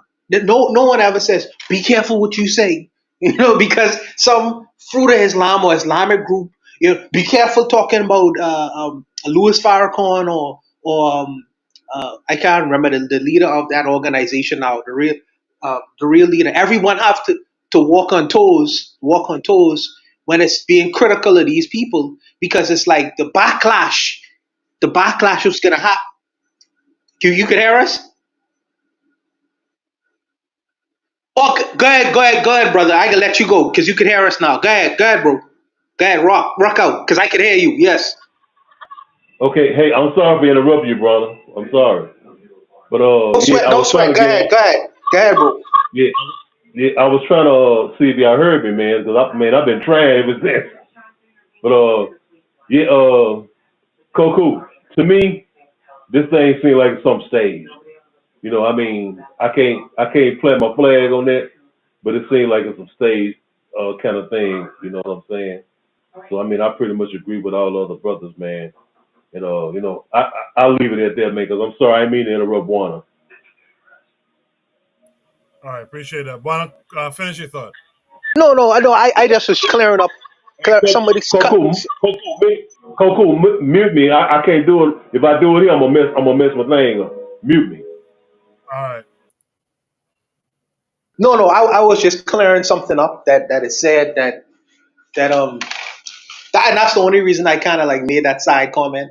But it just sometimes it seems to me that But needless to say, Shirley, you said let's not get off topic. I won't get off topic, sister. I'll continue and I'll leave it alone. I'll leave it alone.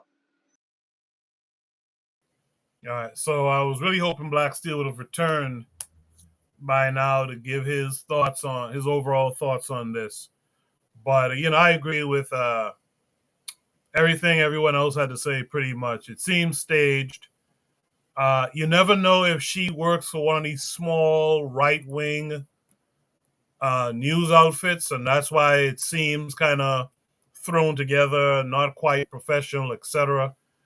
But the whole idea that the government would identify this guy as the one who carried out this attack, would have ransacked his house, ransacked it, documented what was there, and then just kind of walk away and allow any and everyone to just walk in seems insane to me.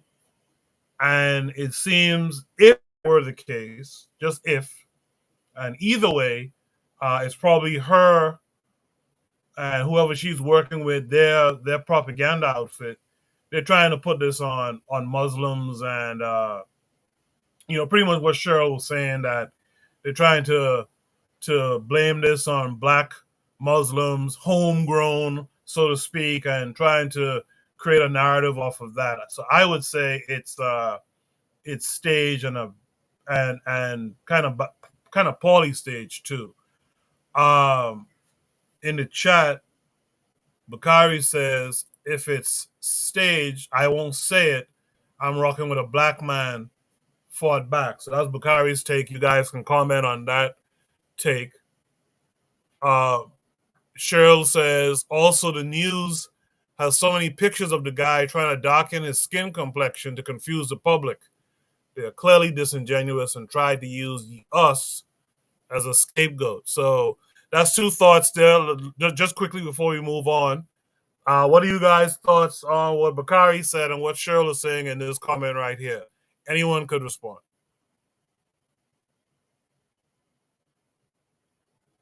No takers, huh? Okay. I don't know if Anthony wanted to respond or not. Anthony, you want to say anything?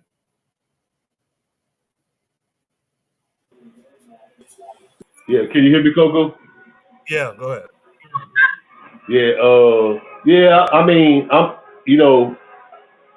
we still don't have enough information, so I'm gonna pretty much just try to wait and see. Wait and see, man. I gotta go with Brother Bakari. Yeah, that's it right there, Coco. Hey, Coco, remember, Coco, when you wanna speak to me, unmute me. All right. Someone want to say something? Was that only? Yeah. I was gonna say I don't really know the story. So they're saying that he darkened his skin to look black. Is that what's the? Is that the No, claim? Cheryl is saying that in the news reporting, them showing his image, they were playing little games with the filters, like making him look darker than what he is, this, that, and the other, just to make him seem like he's a black man. Oh, okay. I mean, okay. I mean, why would the news did that? Because okay, that makes that's the thing though. It's like for me, it's like look, the state is showing you that they don't like you, and it really just comes upon you. Like, what are you going to do with that information? And that's the thing. It's like you know, I say people are motivated by consequences. Consequences can be rewards and punishments, right? That's how people act. People act based off of, well, what is the consequence of this? Like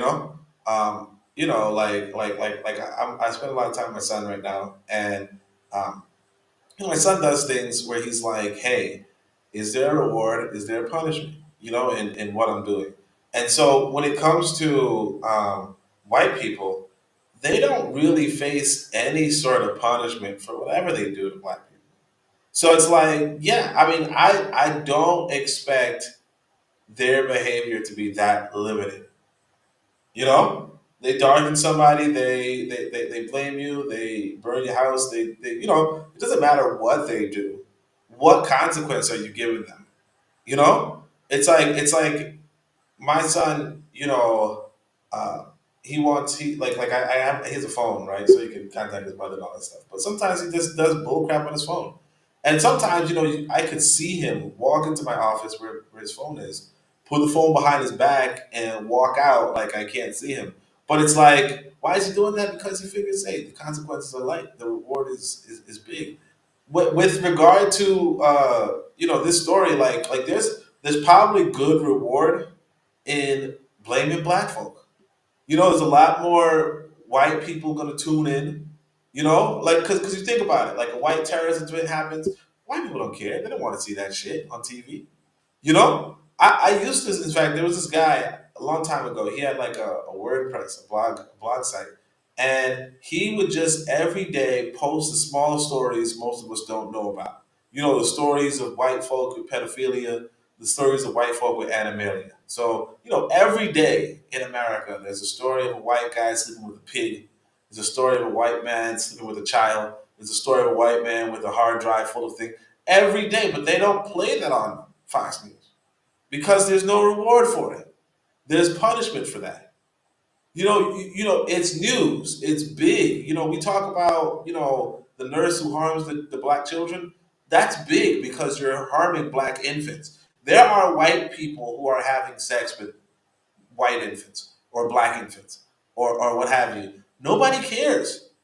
Not that nobody cares. Sorry, it's not national headline because there's like the consequences for that is not there. So it's like, yeah, white people are going to uh let's say demonize you as a black person, mostly because there's money to be made in demonizing black people. And they're not going to demonize white people mostly because there's not money in demonizing white people. And that's what it is. And there's no consequence. There's just no consequence. In the chat, Cheryl says it matters. The consequence is that you aren't gonna just let them rock with that. No, we got to stand on our square like all other groups do. Only you want to speak to that real quick? Yeah, I wish that we as a people stood on a square. Marcus Garvey did say, "Hey, look, if there's negative propaganda out there, you counter it." But the reality is this: Black folk are not countering the negative propaganda. And a lot of times, what countering the negative propaganda means is cutting a check, is putting a check, in the hands of somebody who can attack that propaganda. Generally speaking, we're not actively financing organizations. Like we're not actively. That's it. Period. We're just generally speaking, we're just not doing it. And the organizations that we do finance, they're not active in that sphere. So it's just a matter of I wish we had those consequences on white people, but white people doing this don't feel these consequences. So whereas in small black circles you might hear black people saying, hey, you know what, we should do XYZ, right? The white people who are doing things, they don't feel like they don't feel threatened by black people. you know so Cheryl said this happens because black people as a collective don't stand together. We make excuses that we're all human, blah blah blah. Exactly. So these white people who are doing this stuff, they know that, oh, black people don't stand together. They make excuses that we're all humans. Let's keep profiting off of them. Because and we have to remember, white people brought us to the Americas in order to profit us. You know, the zoo animal is in the zoo in order to profit the zookeeper. That's it. And until the zoo animal makes it unprofitable, until black people make it unprofitable, the reality is that white folk are just going to continue to profit off of us, and that's it. And there's a lot of profit to be made off of scapegoating black people. Appreciate that, Oni. Let's see if Brother Bakari can be heard this time around. Brother Bakari, are you there? Yep. Can you hear me? Yes, sir. I'm back. I made it back to my computer. Look, I agree with what Oni just said about it's money and scapegoating black people, right? White people can make money. But let's not get it twisted. Whenever it seemed like, I don't know, because the guy just looked like a black dude or he just sound like and looked like African-American to me, the guy I saw. I didn't get a chance to see this woman right here. You understand what I'm saying? What y'all calling fake? So I'm not even paying attention to her. That wench don't even matter to me.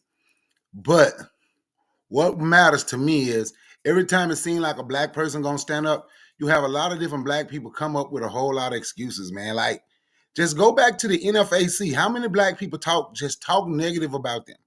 So now you see this black person. I don't know what the brother did, but I can tell you this. If the brother did something, trying to fight back, I'm gonna rock with that brother. Just like Gavin, what his name was in Louisiana, was it Gavin Long? I get names mixed up sometime.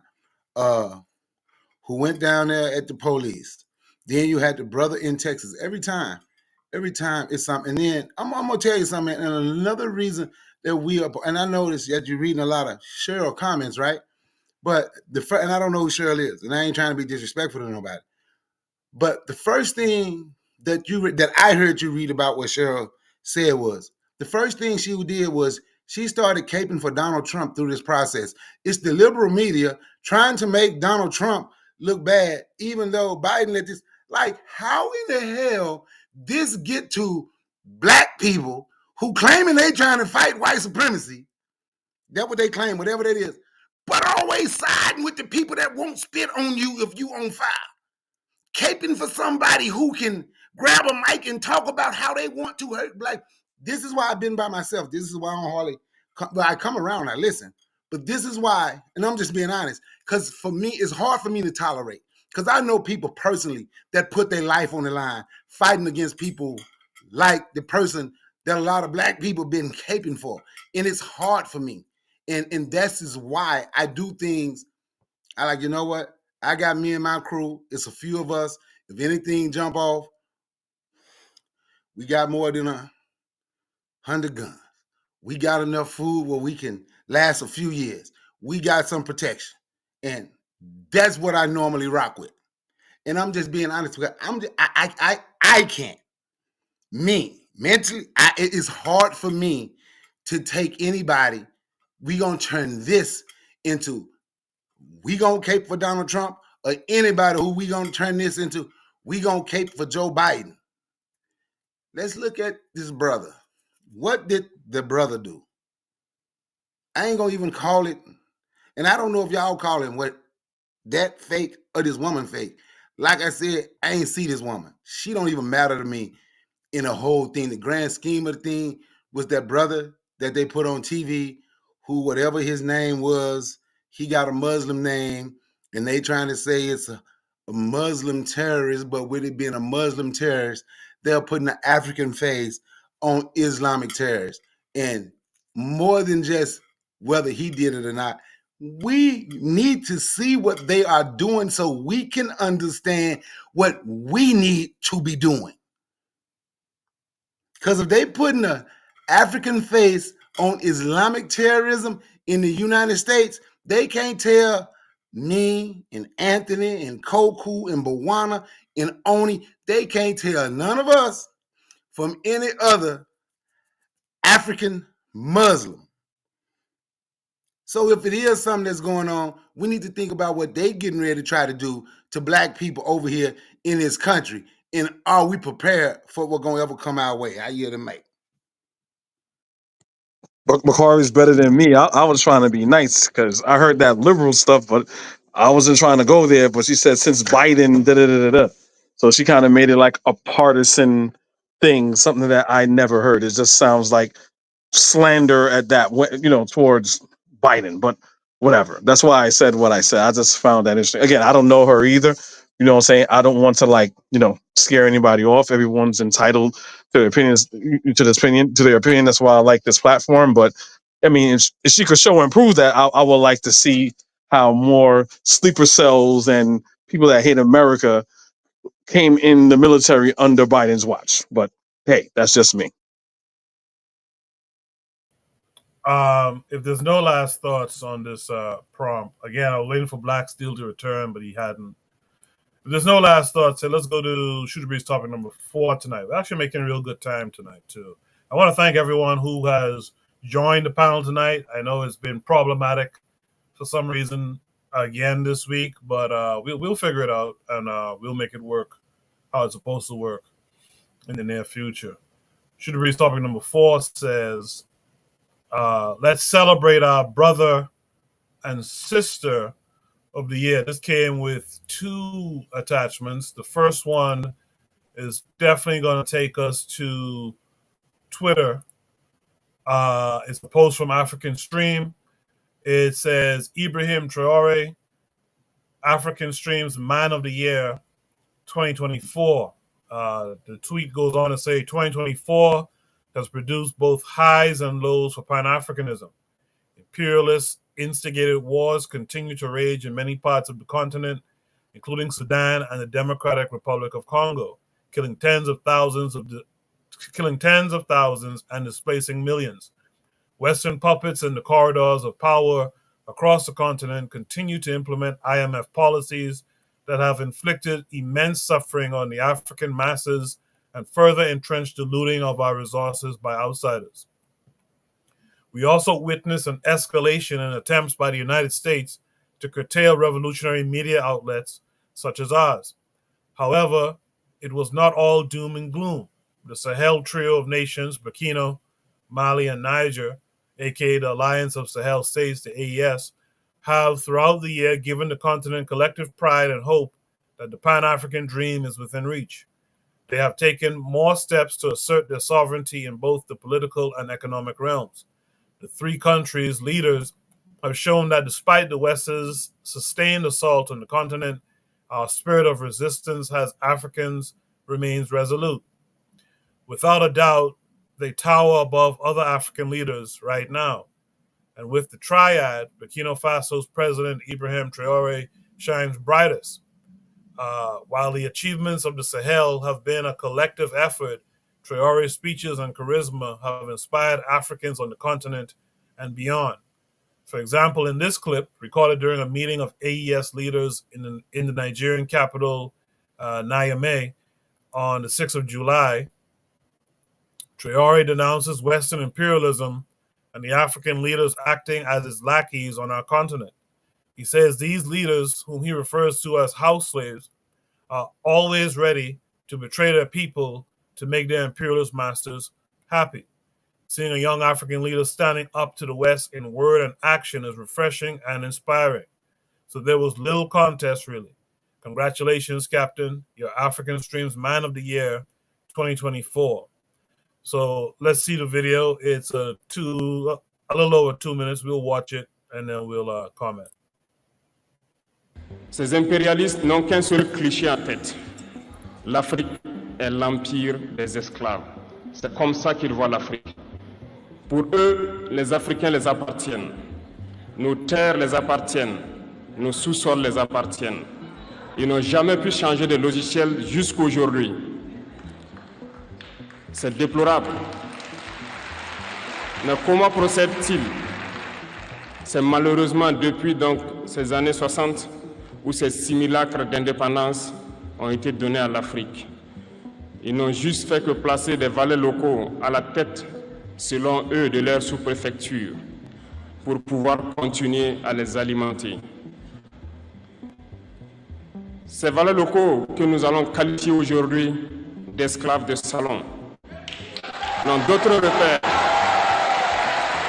que de chercher à vivre comme le maître, à satisfaire le maître et à faire tout ce que le maître lui dicte. Ils volent, ils pillent nos États, amènent tout chez le maître et leur richesse est conservée chez le maître. Ils font tout pour vivre comme le maître et toujours le satisfaire. Lorsque le maître commande, ils exécutent. Savez-vous qui sont ces esclaves de salon? Eh bien, nous allons vous expliquer ce que c'est. Ce sont des individus qui n'ont aucune dignité, qui n'ont aucune morale, qui n'ont aucune personnalité. Mais le maître esclave a toujours su identifier ces individus. Ils sont toujours prêts à trahir leurs frères pour satisfaire le maître. Ils nous ont trahis depuis l'indépendance et d'autres continuent jusqu'aujourd'hui à nous trahir au profit de leur maître. Ces individus continuent toujours, contre vents et marées, à piller l'Afrique, à aider le maître à piller l'Afrique.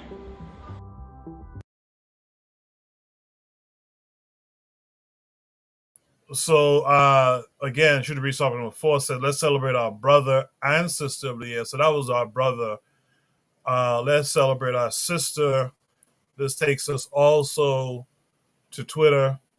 And another tweet from African Stream says, Lama Jamus. If I'm pronouncing that wrong and you know the correct pronunciation, let me know. But Lama Jamus, African Stream Sister of the Year 2024. Our Sister of the Year recognition goes to Gaza's 10-year-old Afro-Palestinian journalist, Lama Abu Jamus. Lama, the youngest reporter from Gaza, has grabbed the attention of millions of social media users around the world with her powerful documentation of the life of Palestinians in the Gaza Strip, which has been under siege by Israel's occupation forces since the 7th of October 2023 and has displaced her family and killed many of her relatives. Speaking with Palestine Chronicle, Lama says she is passionate about journalism because she wants the world to hear the voices of the children of Palestine. In a just world, talented kids like Lama would document heartwarming stories and images of happy and fun times. But unfortunately, she and many children like her are living through daily realities of incomprehensible violence. I have much respect for this young sister, for her bravery, and may she grow up to live and continue her work as a journalist in Palestine, free from occupation, settler colonialism, and apartheid. There's a video attached. We'll just check it out.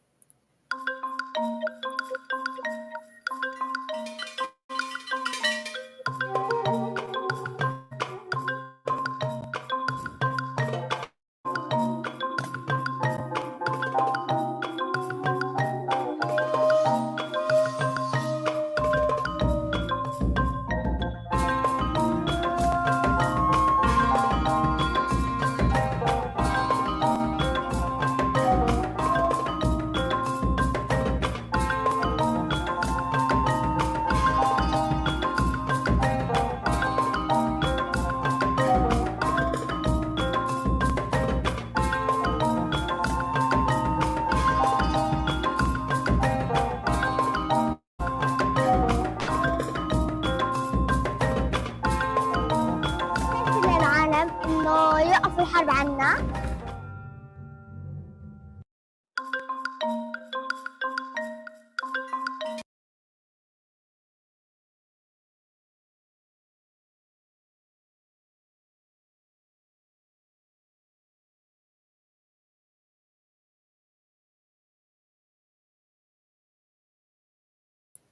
Sorry, I was talking unmuted. Damn it.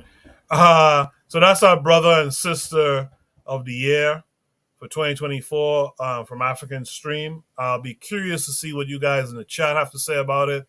But let me hear from my panelists first. Let me start with Oni. Oni, what do you have to say about what you just saw? Well, I mean, obviously, I agree with the brother of the year, but I'm kind of shocked that a 10-year-old girl would be the sister of the year. You know, like for me, that would be embarrassing. I mean, obviously, she's doing something interesting. But I mean, if you're gonna say for the whole year, the most impressive sister was, 10-year-old.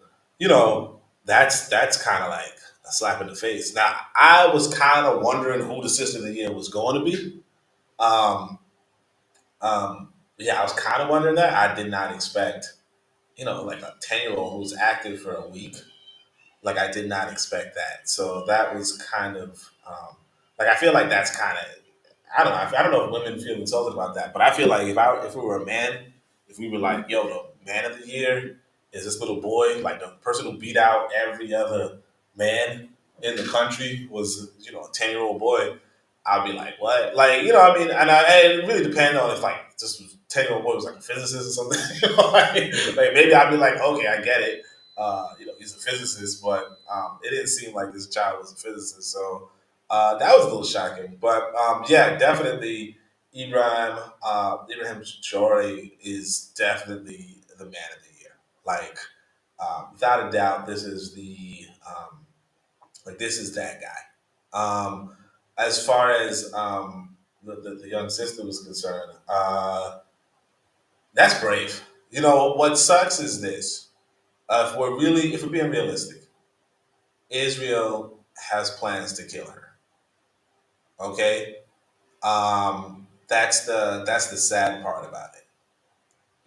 Now granted, Israel has plans to kill a lot of people. You know what I'm saying? So it's not like she's the only one. But the fact that she's a 10-year-old girl and the fact that she's a journalist, and she's only been active for a week, or since the post, I guess. But yeah, it's just kind of sad to see that this is the last moments of this little girl's life, possibly. I don't know, but the situation that the Palestinians are going through is pretty one-sided, and it's pretty like we talk about America being a terrorist state, and it is, but Israel's another one. So and like that's like without a doubt.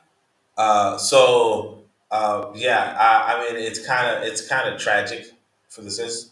Uh, I definitely do. I mean, I don't know if I would put my child in that kind of risk, even if they wanted that kind of risk. But of course, the whole Palestinian situation is a huge risk in and of itself. Um, Even so, yeah, I would just say, praises to Traore, praise the sister. But I kind of wish. Well, I don't know. I don't know how to feel about there not being another sister who was highlighted for the year. But I mean that's just the situation we find ourselves in. Because Traore, for what it's worth, is a very rare individual. You know, not too many African leaders are standing up like he is, and that receives its commendation for what it's worth. I see Trigger talking about it's like what Slank and them were saying, and I think that needs to be addressed, but maybe we could address that later. But that's it. Unless you want us to address it now, but I think we can. Well, we can address Yeah, it after. yeah, I'll do it as a follow up. Once I read the comments, I'll do it as a follow up. For now, though, let me hear from Anthony next. Anthony, what are your thoughts on should it be something number 4? Let's celebrate our brother and sister of the year. Yeah, okay. You hear me, Coco? Yes, sir. Yes, sir. Okay. All right. First, okay, let's address the brother of the year. Okay. Brother Ibrahim Traore. Yes. He's one of my heroes. Yes. And he definitely deserves it. He, along with Assimi Goita and President Chiani in Niger, they deserve it 100%. For everything that they're doing. And because like Oni said, no other African leaders, and not only just African leaders on the continent, but African leaders worldwide are doing what he's doing. I mean, yeah, we have our sister in Barbados. She says a lot of things, and for whatever you think about her, about Sister Monley, man. I mean, I have big respect for her. I mean, it's some things you say that kind of make me scratch my head. But I mean, but for the most part, I have big respect for her. But yeah, it's definitely the brothers in the Sahel states. And I want to say something real quick. Now, y'all know that our brother Ibrahim Traore went to Ghana. He just went to Ghana, you know, on a I guess agreement, you know, President Mahama, you know, becoming you know, the new president. And he went there to greet him and everything. But I'm saying we got to be careful about this right here. We got to be real careful about this, because I'm like, okay, now remember the previous government in Ghana, you know, Nana Akufo-Addo, his government, they remember they brought the brother from Senegal to come there. He came there and he met with the Ghanaian president, and they sent him to try to go and talk to the brothers in the Sahel states. You know what I'm saying? To try to bring them back in the fold. Now, if you remember, John Mahama, I remember when he became see, this is not his first time being president. He was president after Jerry Rawlings, when Jerry Rawlings had stepped down. And I think it was right in 2001. But he stepped in, and see, Mahama was the ECOWAS guy. He was the ECOWAS guy. He was the representative for ECOWAS. And I think that we need to keep our eyes open. I think, this is my opinion, nothing else, my opinion, that John Mahama, I think, in my opinion, John Mahama is the guy who's working for the West to try to bring Traore them back. But you seen when Traore came, you know, how the people gave him the hero's welcome. This ain't how the people of Ghana, they believe in Traore and his message, in the brothers in the Sahel states. But I'm telling you, believe me, John Mahama, I think John Mahama is not who some of us want to think he is. John Mahama, to me, is working on the interests of France. Remember, who's behind the ECOWAS? France is behind ECOWAS. The West is behind ECOWAS. They're trying to get him back in the fold, and I don't think it's going to work. Okay, that part about Traore and about the brothers in the Sahel state. Now, let's go to the sister of the year. Okay, much respect, you know, to the platform that highlighted this, but when you want to pick a Palestinian young lady, and look, all my love for my black Palestinians, all my love for my black Palestinians. But look here, all y'all, look, Koku, you know, Buana, Oni, all y'all know, this is some propaganda shit to put a black face on the Palestinian thing. You know, to appeal to Africans and to African people worldwide. You know what I'm saying? How you gonna lay there and pick a 10-year-old Palestinian girl and bless her soul? You know what I'm saying? Bless her heart. When you had the sister in Kenya, there was a sister who was kind of lead in the forefront of the movement in Kenya against the Kenyan government, against Ruto them, when they was playing all of the bullshit they was doing against Kenya, when they had that austerity thing, you know what I'm saying, where they're gonna have to tighten down and raise taxes and all this shit against Kenyan people. You know what I'm saying? And also when they was gonna get ready to send Kenyan soldiers to Haiti. You know, this sister who was in the forefront, I can't recall her name right now. I had it because I did a post on her, you know, a while back. And this sister was in the forefront of that, you know, against Ruto and against the government, man.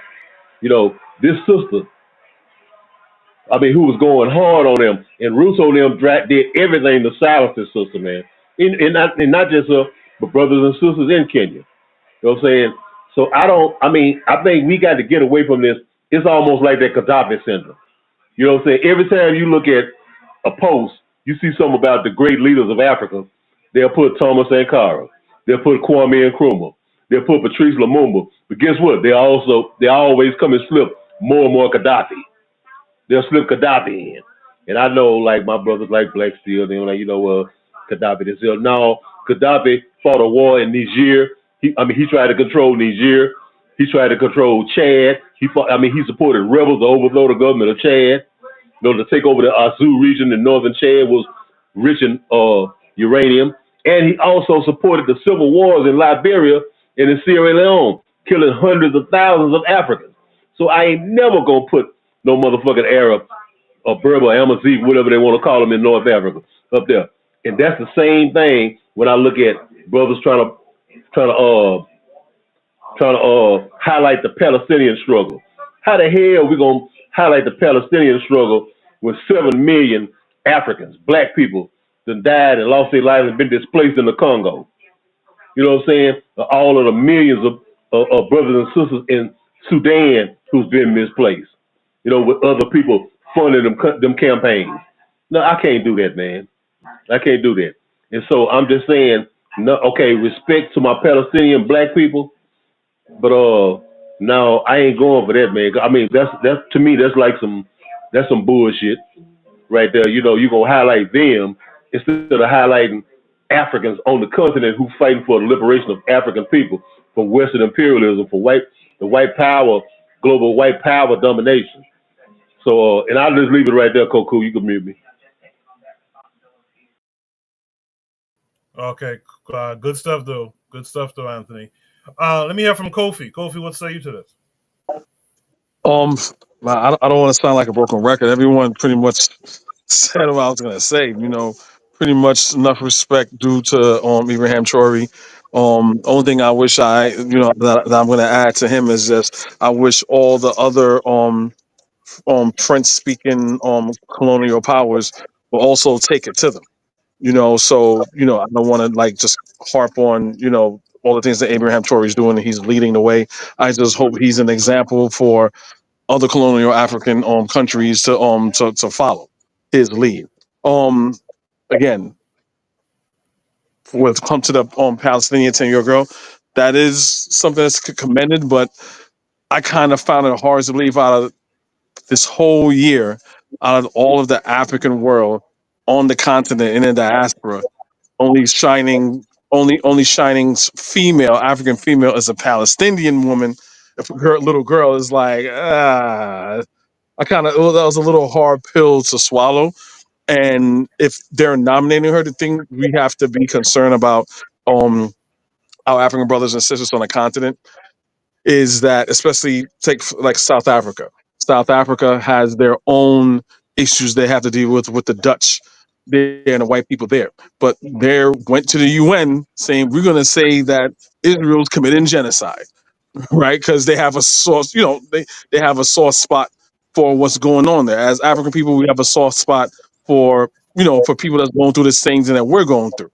When it comes to the people who nominate them, you have to see they probably have a soft spot for them because it's a black girl. At the same time, it could be they could be, I don't know who's in charge of the nomination, but maybe it's that's the Islamic State, right? And as a black Muslim, that's black. You know what? She's fighting a good fight. I'm gonna make her. I'm gonna make her. African Woman of the Year. To me, it could be that, because when you talk to people on the continent, sometimes you know they'll put certain things priorities before themselves. And when we're talking about people that may be Muslim, we have to do that. Like a real quick story here. There was this guy that I buy, street vendor, Senegalese guy, Wolof guy, right? I met him during Ramadan one time, and real cool guy. And I asked him a question. I was like, do you see, because he's talking about Ramadan and how he has to dress. He usually dressed in his Western clothing and he was all dressed up in his quote unquote Muslim garb or whatever. And I asked him a question. I was like, do you see yourself as a Muslim man or a Wolof man? And he looked at me like I just grew two heads and was throwing up rainbows. The look on his face, and he did not give me a straight answer. And I was like, wow, that's the problem we have. That is a big problem that we have, because Islam don't care about us. After all is said and done, maybe the Palestinian people there are nice, wonderful people, but history has taught us when they're high on the hog, and we want to be a part of their society, they don't reciprocate the same way. So even though my heart goes out to them as a human being, but when I look at my African self and see what they have done to us historically, I build a wall around it. So that's pretty much all I got to say to that. Appreciate that, Kofi. Let's have from Buana next. Buana, what's say?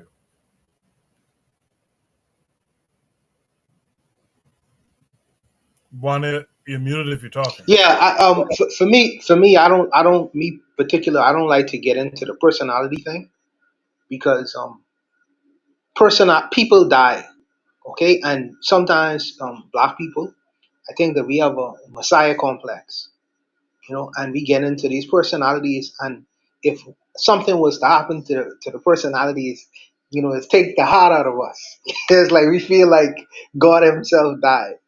And although I like this gentleman, I like Triori, and I know that he backs up the things that he talks about. This is one of the things that, for me, he's in there, me closer to him because he tries to execute on the things that he talks about.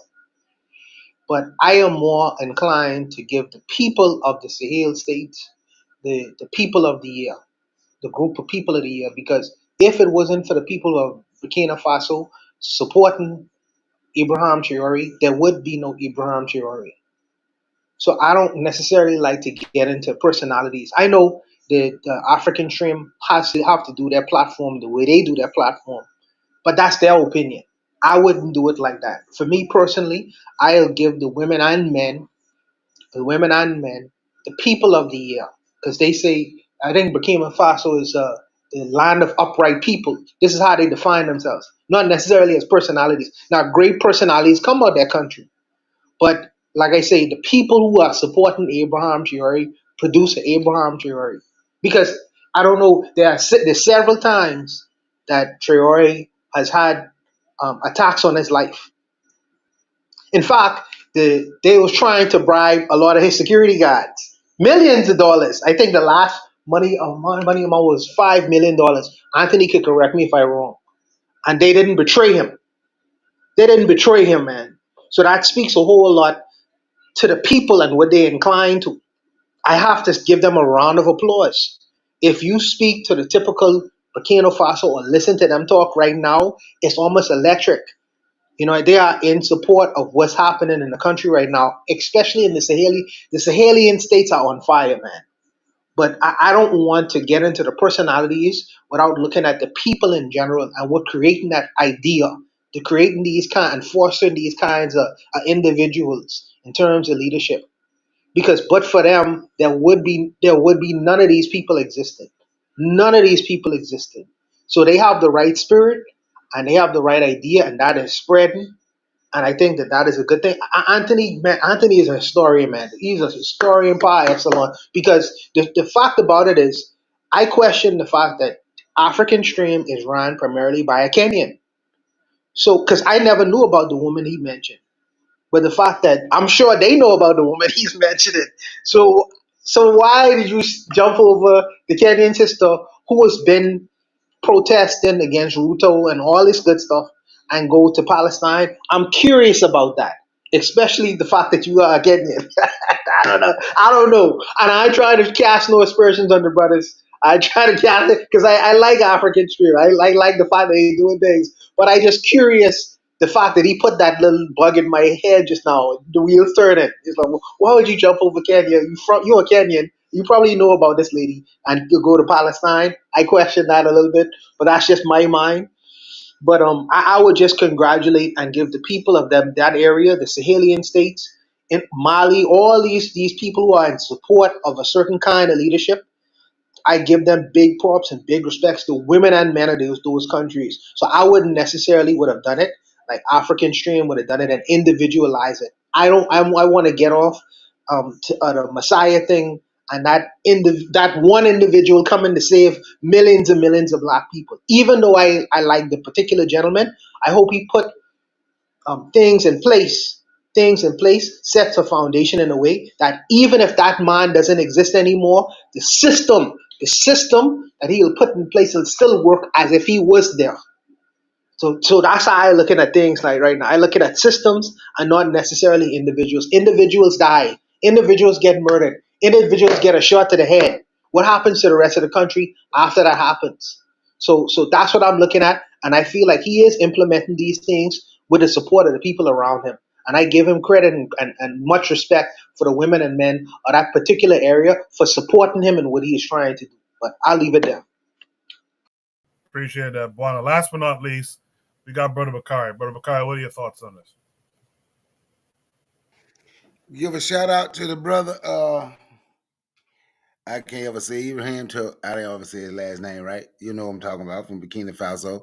I didn't know about the little girl from Palestine. She's 10, I guess. That's why they put her out there. But I also agree with what Anthony said. They're trying to put a black face on that Palestine thing so we can stay focused more on what's going on in Palestine than anything that's going on in the black world. Because still to this day, I haven't heard any black people say free Papua New Guinea ever. Still, haven't heard nobody say that. But so African Stream, so they only choose people from they only choose the Africans from the continent. Nobody from the diaspora could be considered the man or the woman of the year. I'm just asking because I would say Jasmine Crockett, the woman of the year. But hey, I wasn't on there choosing. But the man of the year, most definitely Toure and what he's doing. The brother need to be protected. I hope he's getting his military together and stop trying to think some people from Europe, even though they're Eastern European, is going to help them. I hope the Sahel is getting their military together and is preparing. I hope because he's doing great things over there, and I just hope they start building some of their own military things because they're going to need it. The continent of Africa is going to need it, and the diaspora is going to need it as well. So shout out to both of them, I guess, but most definitely the brother from Burkina Faso. Appreciate that, Brother Bakari. I think Anthony wanted to add something. Go ahead, Anthony. Yeah, and shout out to Brother Bakari, man. Hey, Bakari, I was trying to holler at you when you was on HBCU Overdrive the other night, but you ain't holler at me though. I tried to holler at you. I ain't see you. I did. I was in the chat. I said shout out to Brother Bakari. You should have came up there, man. You should have came up on that. Anybody can come up there. It was 4 of y'all on the chat. So on the panel. But I gave a shout out. If you go back, I shouted you out though. But when I'm Mr. Ford them up there that night. When y'all was talking about I think who y'all was talking about somebody about the new coach coming to I'm trying to who y'all was talking about. John Jackson going to Delaware State. Yeah. Yeah, okay. But anyway, I want to say to your point where you talked about Papua New Guinea. You know, me and the brother, we did a podcast about it. I was on his podcast, and anyway, you know, like we giving our support to Benny Weiner. Now, Benny Weiner is the recognized leader of the West Papua movement. Is that the one that got? Let me ask you before you continue. Is that the one they ran from over there? They ended up going to London and going to the Gambia. Yeah. Oh, okay. And he did. You know, he did. The Senegalese government, the previous Senegalese government, they had invited him there, and he had made a speech. You know, he's putting out, you know, the struggles and everything that they're going through in West Papua. But I got a brother, and I'm gonna send the info to Bakari. That me and him, you know, he's from Papua New Guinea, and me and him, we be working together doing some stuff. I was on his podcast. So yeah, and this actually, the group African Stream, it was some months ago. They did a thing, a set on Papua New Guinea. Oh, for real? No, they did one. They sure did. They did a whole thing on Papua New Guinea. Excuse me, and they did a thing about black people in the South Pacific, like in Vanuatu, Papua New Guinea, Solomon Islands, and all of that, in Fiji. They had a thing about that. They had a little set about that. And so there is some movement. It ain't like it should be, but there is some movement. And but like I just wanted to, I'm gonna knock off right there. I just wanted to throw that in because you could go and mute me, Coco. No problem. So, quick follow up question and it's from what Trigger Happy asked earlier, but the gist of it is that I guess a lot of Pan Africanists on social media have a problem with Traore's alleged, at least, diplomatic relations with Israel. Does this put a stain on his leadership? Anyone can answer. Whoever wants to start off can go ahead and start off. But does Traore having a relationship, a diplomatic relationship with Israel, does that put a stain on his leadership for you as a Pan African? No, it don't put a stain on it for me. I think I don't see no difference in Israel and Russia. Nobody had a problem with him having any type of relationship with Russia. White folks is white folks. I say be careful. No, it don't. Don't. Not for me. I respect the brother. I appreciate what the brother's doing. Uh, what he's young. He's young. He's in his 30s, right? So maybe if we had some people who could show him and teach him and mentor him, but over there, shit, everybody done sold everybody out over there. So the ones who feel they know, like mostly here, maybe we need to start maybe if we had a way and we talk to one another globally, right? Maybe we could talk to the brother and show the brother some things. You feel me? But he's a young man. He gonna make mistakes, just like even though I didn't agree with that Russia thing, but I don't agree with him dealing with Russia. But that don't mean it's to put a stain on what he's doing for me. I just understand who white people is, and there's no different than a Russian or an Israeli. Each one of them is gonna try to figure out a way where they can have power over you and take your resources and trying to trick you out of all your stuff.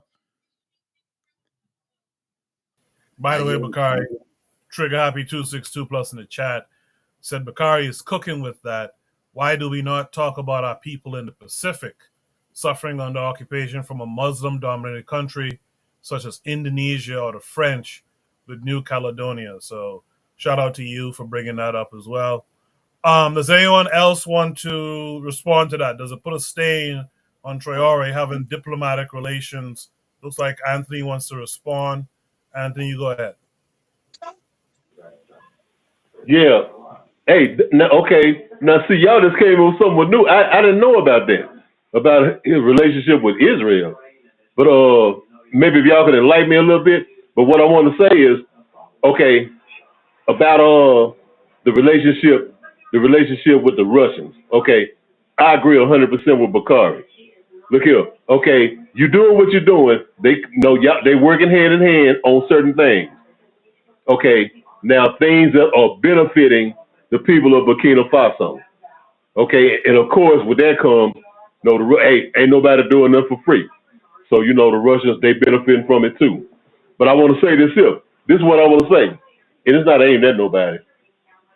But what I want to say is, Bakari. Okay, check this out, Bakari. I'm calling Bakari because I remember a post that we did.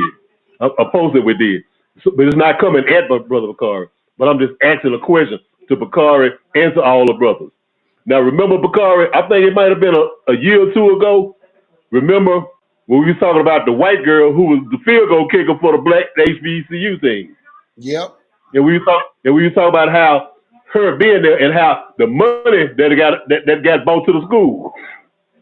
You know what I'm saying, Bakari? Okay, Now look here. Now check it out. Just listen to me.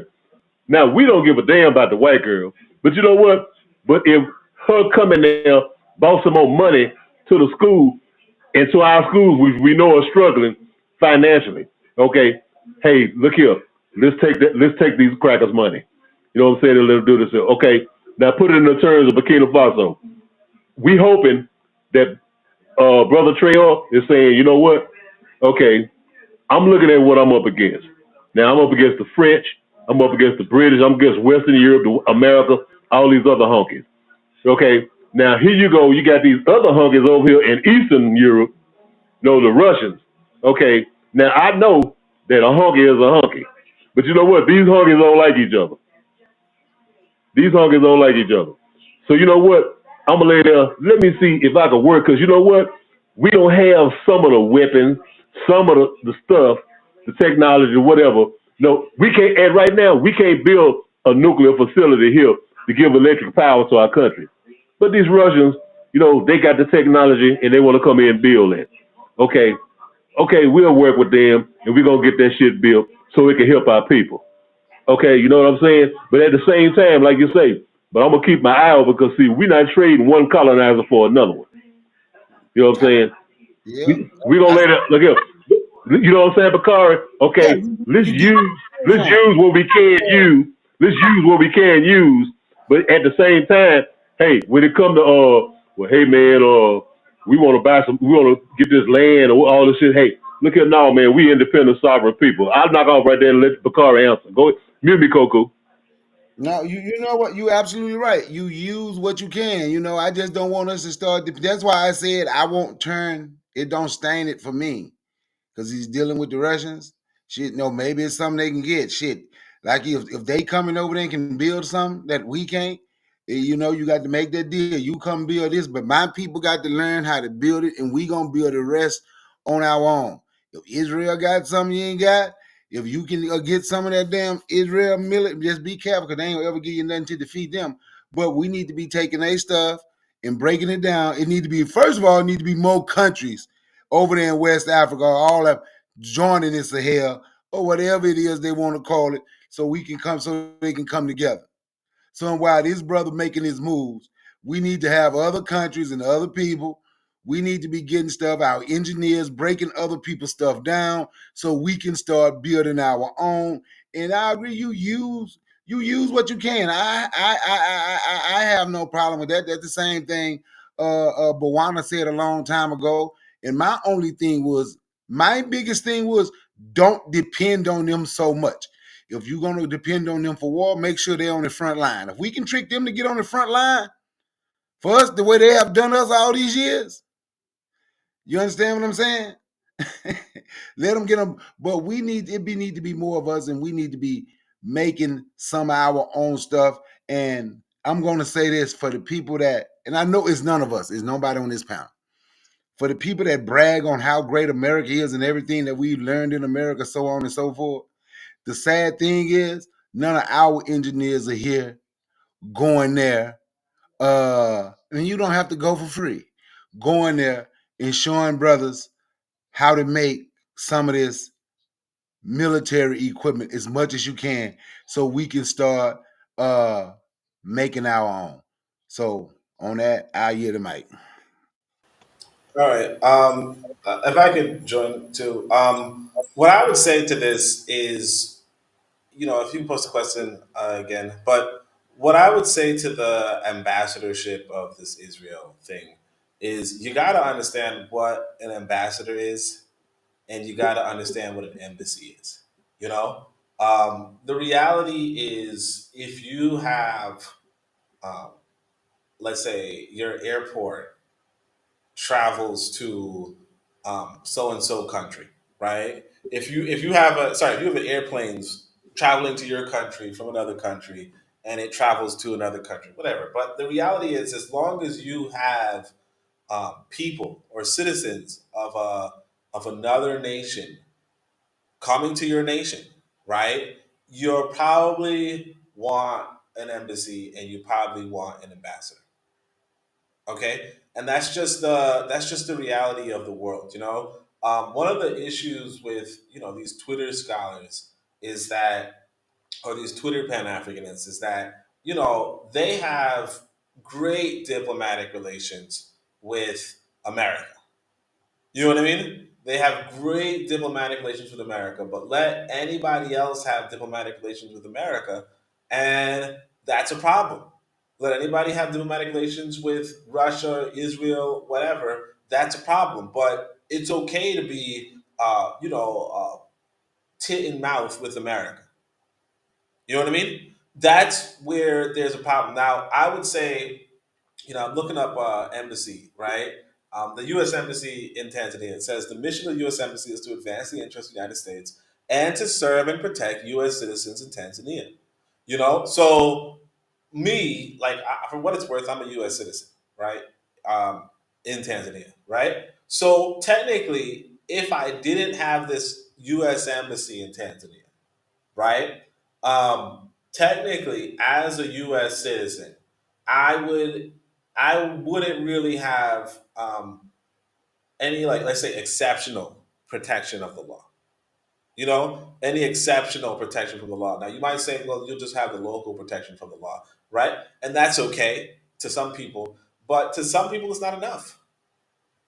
To some people it's not enough, and you have to come to terms with that, from a realistic perspective, that whether or not you believe that Tanzania should have diplomatic relations with U.S. embassy or the United States, whether or not you believe that, the reality is that a lot of Americans fly to Tanzania, right? A lot of Americans do business in Tanzania.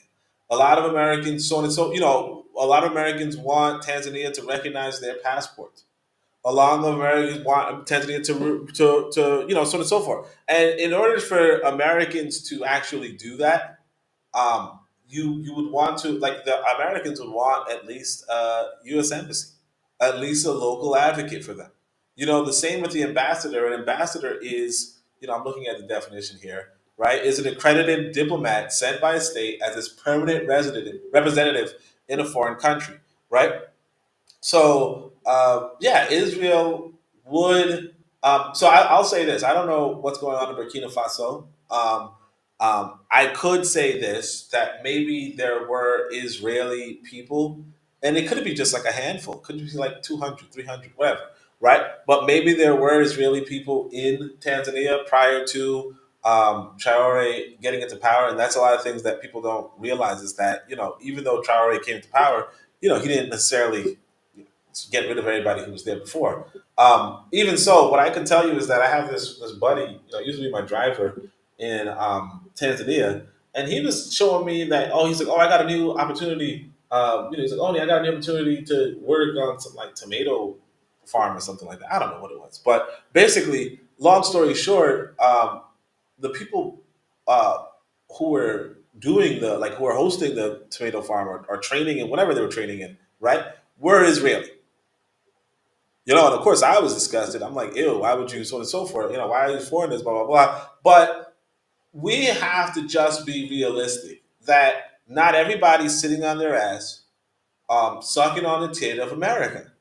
Some people are going abroad and doing real business. What Brother Bakari was just saying about how Black Americans should go abroad and do real business, construct roads, this, so on and so forth, and get paid for to that. That's what other people are doing. Like other men are going out in the world and getting shit done.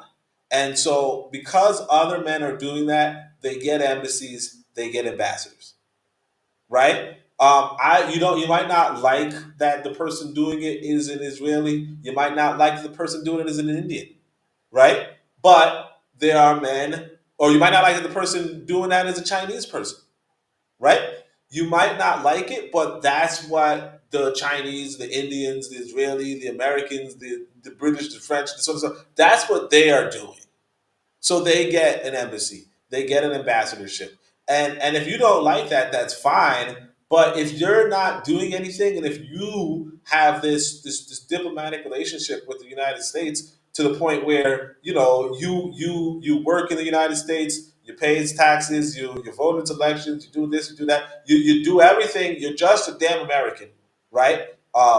And all you can say is, I wish you guys didn't have a diplomatic relationship. We should be doing for self. No, because when I bump into these Indians here in Tanzania, right? They are putting in work. They are putting in work. They're going back and forth between India and bringing in whatever Indian products they want to sell in Tanzania.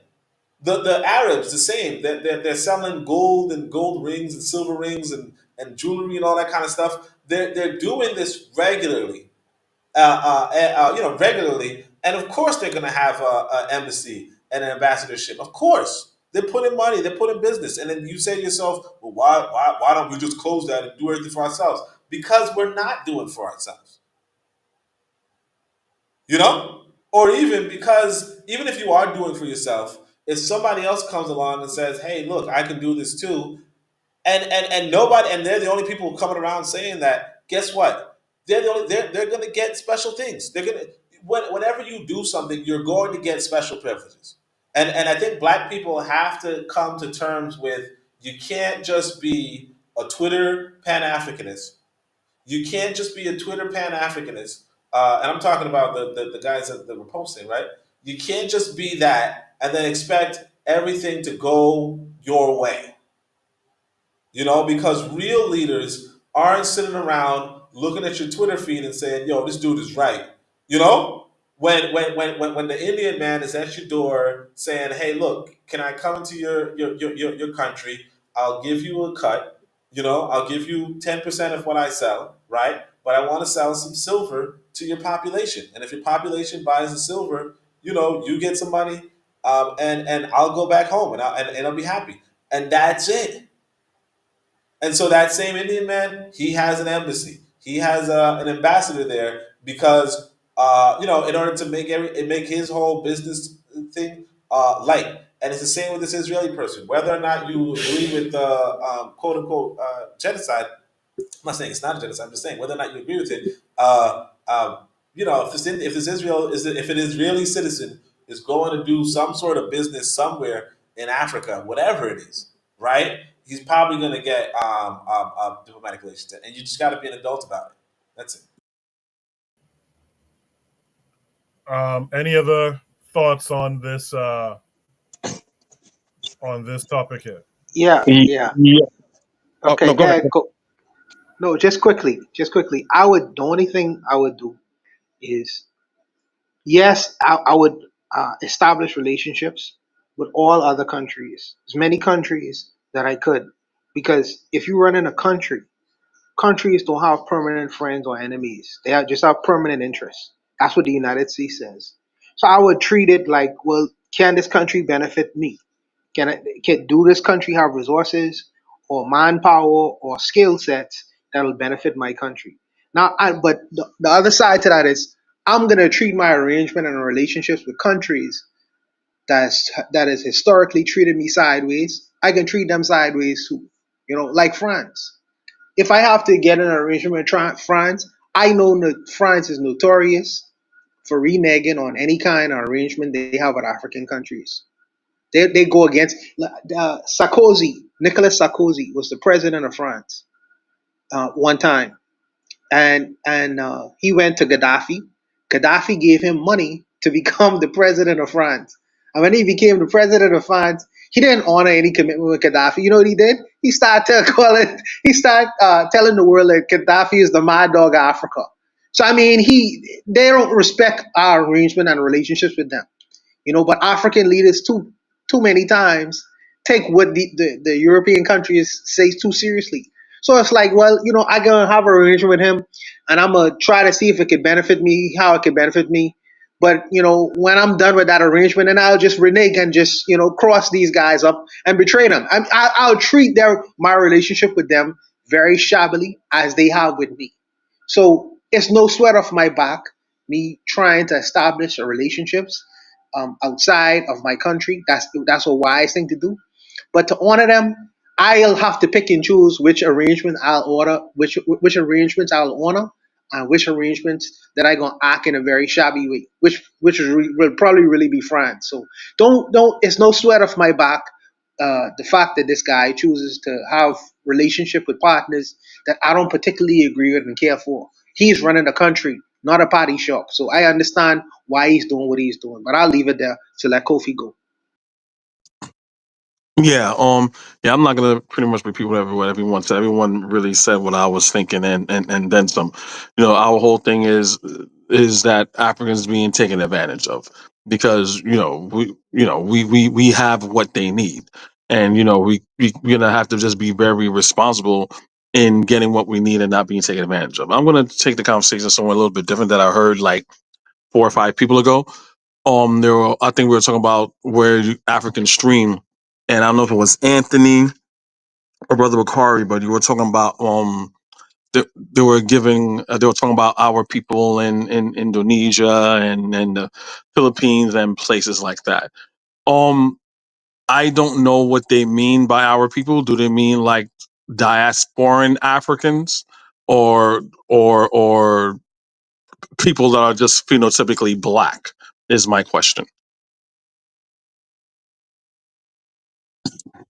Well, I don't know if Anthony's there. I don't know who said it, but the whole point is that I'm not gonna take up any more time. Basically, I have a show tomorrow night at 8, and it's gonna dive into that. For those of you that don't know, tomorrow at 8, like, who are our people per se, and it's something that goes beyond skin color, so it'll be interesting. I don't want to give it all away, but basically it's about, we like to just claim people that don't want to be claimed, that are not us or have no relationship with us.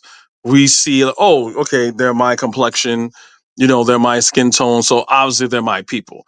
And I think that's a very dangerous step that we as African people that we make. But again, I don't want to take up too much time. I just want to just remind you guys, if you're interested in that type of conversation, tomorrow night at 8. That's it. Appreciate that, Kofi. Anthony wants to add something. Anthony, you got to mute your TV in the background. It is bleeding through and creating feedback. But go ahead. Okay, you hear me, Coco? I can hear you. I can hear that TV too. Yeah, but go ahead. Hey, I'm gonna turn it off. I'm gonna turn it off right now. Hold on.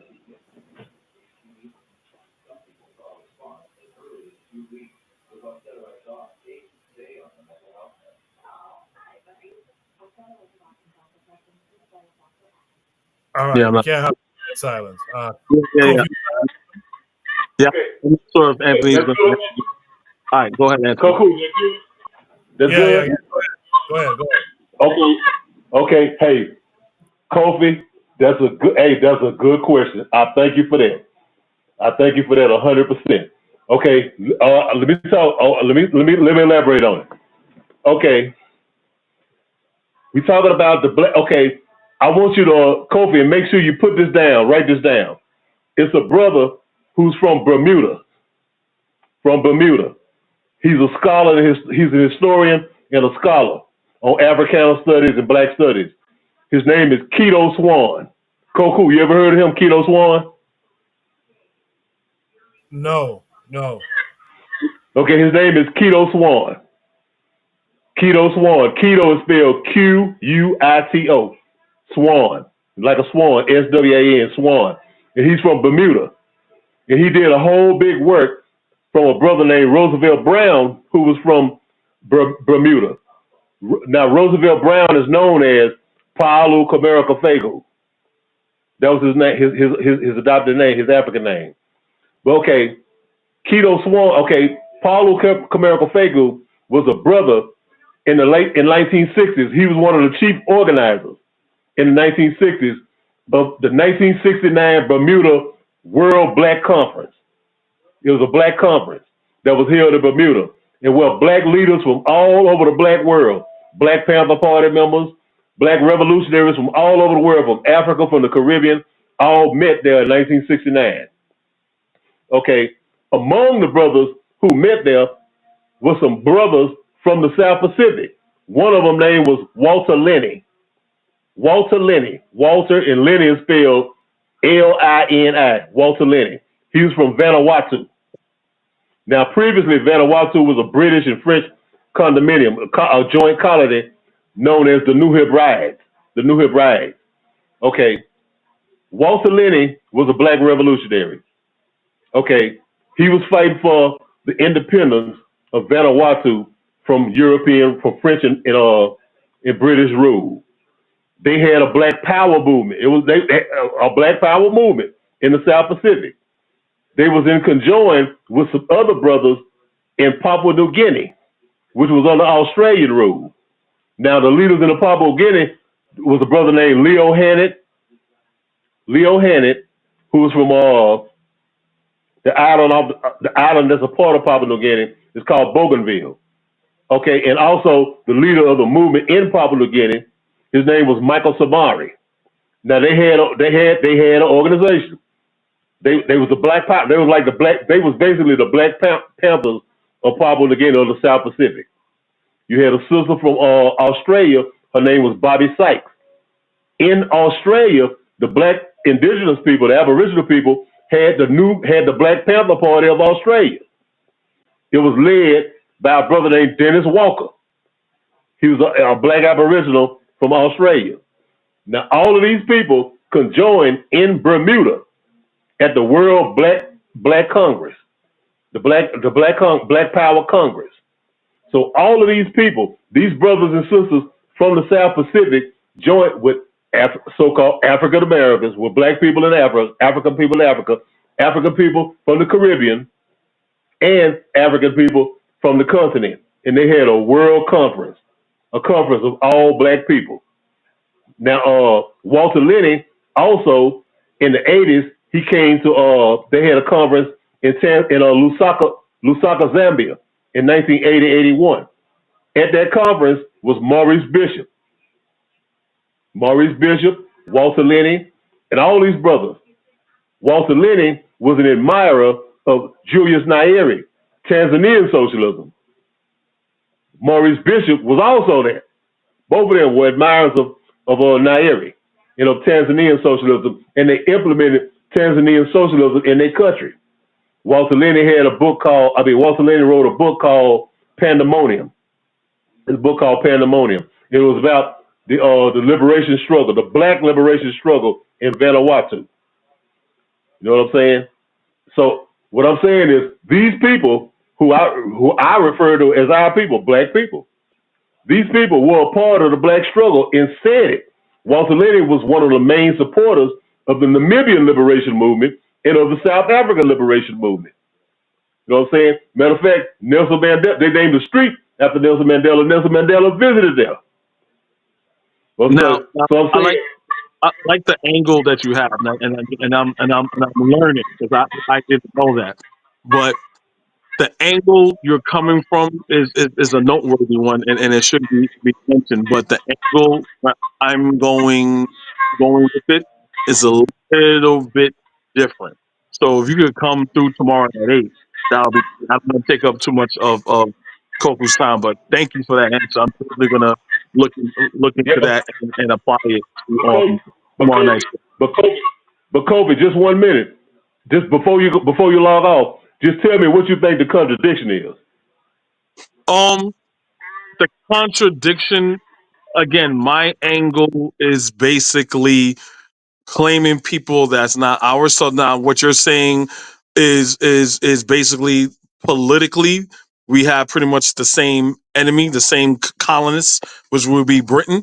So basically they're pretty much following a political military strategy in order to liberate themselves that they use. So obviously we could find solidarity in that. So when they did have that conference, okay, they can find solidarity within that. So to me, when it comes to that, yeah, I mean, we're quote unquote Black in the struggle, but to me, that's pretty much where it starts and where it pretty much ends wholly. But again, my whole thing is basically is like historically, besides then, before colonialism of those those Pacific Islanders, like the Jarawa people and people from Papua New Guinea and other people from the Philippines and stuff like that that we consider Black.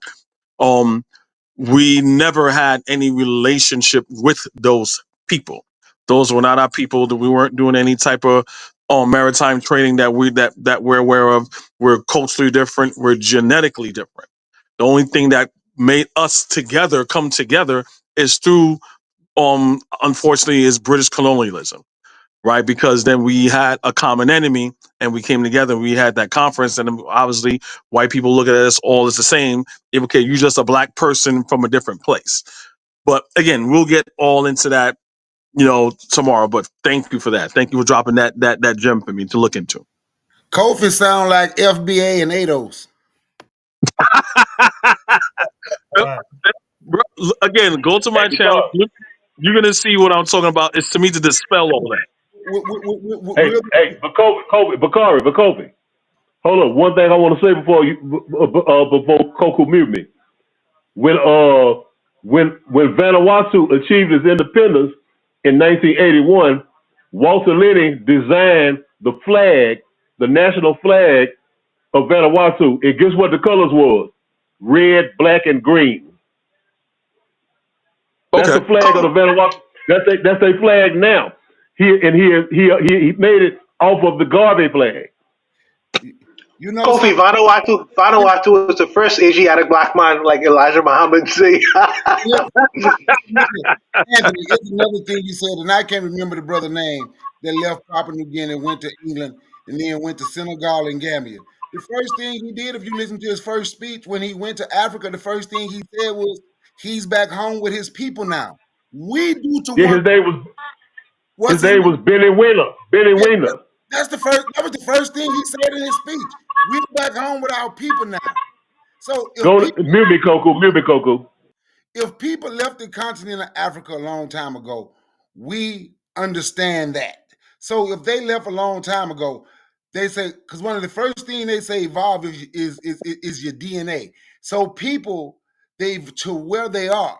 But something like you can look at an Asian, you can look at an Oriental, and you can tell they are Oriental.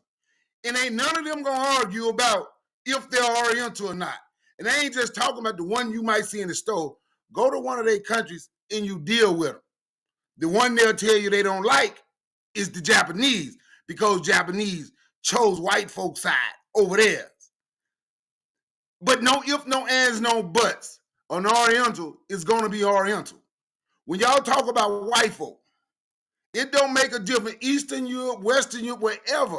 White folk are Eurasia, where Turkey at Istanbul used to be Constantinople. Them folk white. But when it comes to black people, for some strange reason, we look to find difference and say, this black person is not my people, as if we are so strong where we can just step out here and say, you know what, them ain't none of my people, we don't need them. Man, we need every black body we can get. Whoa, brother Bakari. That's not my angle. My angle is not saying we don't need them. Again, Anthony dropped a gem. My whole thing is like, and you're not gonna say we don't do this. We claim people that don't want to be claimed. We say Tiger Woods black. Tiger Woods say I ain't black. I'm a couple Malaysian. Niggas is claiming Drake. Drake is a full Jew. You know what I'm saying? I'm saying for example. I'm just saying we have to be careful on who we claim that don't want to be claimed. That's all I'm saying. I got you. I got you. I understand that. And when someone show me they don't want to deal with me, okay, I don't deal with them. Okay, so that's just what it is. But what I'm saying is when we start going down, this is me how I see it. When we start looking at searching and saying who is black, see, I don't count a biracial person or mulatto is black anyway. I count them in what they are. They're either black and white or they're black in something else. They can't just be black. Because one part of them, it was impossible for Tiger Woods to just be black because his mama is something else. It's impossible for Drake to just be black when his mama is a Jew. And according to Jewish law, if your mama is a Jew, that make you a Jew. And Drake can still make all his money off black people after dressing up in blackface, Yeah, making food. but let's not pretend niggas had amnesia, and when Kamala Harris says she's black, that rule doesn't even matter no more. They forgot about that. She was a whole blood Indian, red dot, not feather. White House was gonna say smell like curry and all that, and all the Negroes is jumping on the white supremacist bandwagon saying she an Indian. So this is what I'm talking about. But what I'm saying, when I say you sound like FBA and ADOS, that's who was screaming that about Kamala. FBA, FBA-ish, or ADOS-ish. Somebody put in the chat, say, I can't claim everybody. It's not about claiming everybody. But when the brother who's over there fighting the Indonesians go to Africa and say, I'm at home, I finally get to come home, who am I to say he's not one of us. I mean, I don't want to unpack all my show right now, but I'm I ain't saying, talking to you. I was reading somebody comment. I was not talking to you. no, But no, no, no, no, I know. no, my only point is like it can become it start to sound FBA-ish. It started to sound ADOS-ish. Because according to them, you're not their people. Koku is not their people. Bawana is not their people. My children probably can't be. Actually, I've been told that my children is not their people because their mama have Trini and Gullah Geechee roots. My grandson is not their people because they Haitian. So when do we stop searching to find the ones that not our people, and let's just search for the ones that down with us? Understood. You unpack it tomorrow. Okay, we'll unpack. I'll see you over there tomorrow. I'll come over there at 8. All right, cool. Yeah, I'll pass through tomorrow as well. I'll at least be in the chat. That's the show for tonight. We did have a fifth topic, but time is up now. I see Anthony with his hands up, but Anthony, I'm trying to move off of this now. But go ahead, Anthony. Make it quick, please. No, cool. I just want to know, ask Kofi, what time the show gonna be? It's gonna be at 8 o'clock tomorrow night. Okay, you can mute me, Koku. 7 o'clock your time, Anthony. So before everyone leaves the panel and leaves the chat, I'd like everyone to give a positive shout out. It could be something in your personal life, something that you've seen in the African world, or what have you. But I'd like everyone to give a shout out before they leave. Only I'll start with you because it must be 7 o'clock in the morning where you are. Only, what shout out would you like to give this week? Well, obviously to the man of the year, the brother of the year, and the sister of the year. Shout out to Traore, shout out to the Palestinian, the Afro-Palestinian journalist. It's been a good year. No, hopefully this year is even better one. So that's pretty much all I can shout out. Hope everybody's ready for this 2 weeks. But other than that, nothing in particular. That's all. Thanks for the show, and thanks for everybody's time. That's all. Appreciate you, Oni. Hopefully we'll see you again soon. Buana, what would you like to shout out this week? Yeah. So shout out to the Asiatic black man, Tiger Woods, and the people from Oceania and Vanuatu. They are really Asiatic black men. maybe that's what Elijah Rahab was talking about. Shout out to my Haitian community. My handyman just came in and charged me $200 for a $60 problem. Even though Brother Bakari says support black business, I just get taken for almost $150. Needless to say, shout out to all my good brothers on the panel who made their contributions tonight. They were very good contributions. I'm sure tomorrow night the brothers will go at it and hit it out the park again. Anthony is very informative, and I'm sure that Kofi is coming with his valuable information too. I'm curious to see what'll come of that. But shout out to all the brothers on the panel. Shout out all the sisters who've been contributing in the background. Cheryl Ease, I would like to hear from you one day. I know Barbados, she's always listening in. My sisters from the Bahamas as well. And all the rest of the sisters who listen in and who listen to the show now and afterwards, and the brothers as well. So shout out to all y'all. Respect to y'all, and I'll see y'all next week. Appreciate you, Buana. Thanks for coming through. Let me hear from Brother Bakari. What would you like to shout out this week, Brother Bakari? Shout out the brother from Burkina Faso, Ibrahim. I can't ever get his last name. I can't. Yeah. And shout out to me. Shout out to me just for being me. Shout out to the panel. Shout out to the panel. Shout out to Koku and y'all running that damn Cash App. I ain't said that in a long time. Y'all sit on here and listen. Y'all need to run that damn Cash App.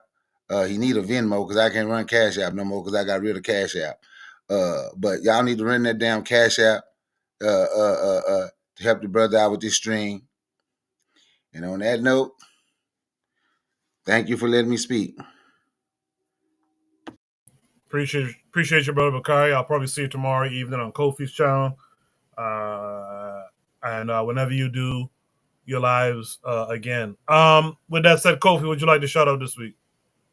Yeah, I'd like to shout out to you as usual, always bringing good topics and good discussion and good people.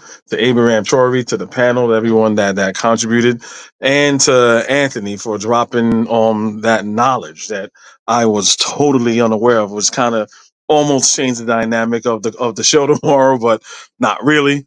But that's again, I welcome everybody, especially him. You know, I have some studying to do. And just shout out to everybody and peace. Yeah, put that cash up on Poku. I think I contributed you last time, but yeah, you start putting that cash up, man. You put in a lot of work. Someone that that produce shows it's work.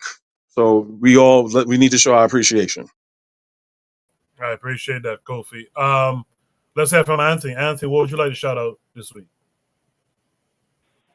Okay. All right. First of all, I want to shout out Brother Bakari. Brother Bakari, you still there? Yeah, I'm here. I'm listening. I'm here. Okay, Brother Bakari. Ibrahim Traore. Repeat that. Ibrahim Traore. Traore. Okay. Traore. I wouldn't know that. I had Traore. So that's it. Hey, so that's his name, Ibrahim Traore. Traore. You can say Traore, but Traore. That's his name. Okay. I want to shout out. Yeah, I want to shout out all the brothers, man. I want to shout out Koku most of all, who make all this possible for all of us. It's a Kofi, it's a Bakari, you know what I'm saying, Buana, and all the other brothers, Revolutionary Major, Consider, my man Forecast. Forecast got some big stuff coming. You know, I want to shout out, lastly, to this young sister. She was like 10, like 11 or 12, and she just came up. I sent it to Koku. She came up with some kind of little thing to get rid of viruses. Koku, did you get that? I probably did. I haven't checked it yet, though. Well, check it out. But she had this thing to eliminate viruses, like COVID, all those viruses from coming in. You know, she is a young sister, a beautiful young black sister. I think she's Nigerian. But she created this thing, man, that helped eliminate viruses, man. You know, I just want to say shout out to everybody, man. I love y'all, man. I'm looking forward to the show with Kofi. And peace and blessings to all y'all, man. I love all y'all. Yes, thank you. Thank you for coming through as always. Anthony, much love to you too. Trigger Happy in the chat says shouts out to his people, Ghanaians, for showing love to Ibrahim Traore, which shows that we got a good leader and people who admire real leadership. He also says he could send Kofi some papers. So Kofi, I guess you could link up with Trigger Happy. Shout out to all of you guys, man. Shout out to the Discord. You want to have a discussion on a topic of your own interest? Join the Discord. Navigate yourself to Shoot the Breeze. Post your topics, and we'll have those discussions. Anyway, that's the show for tonight. We'll be back next week. So until then, you guys be good. Peace.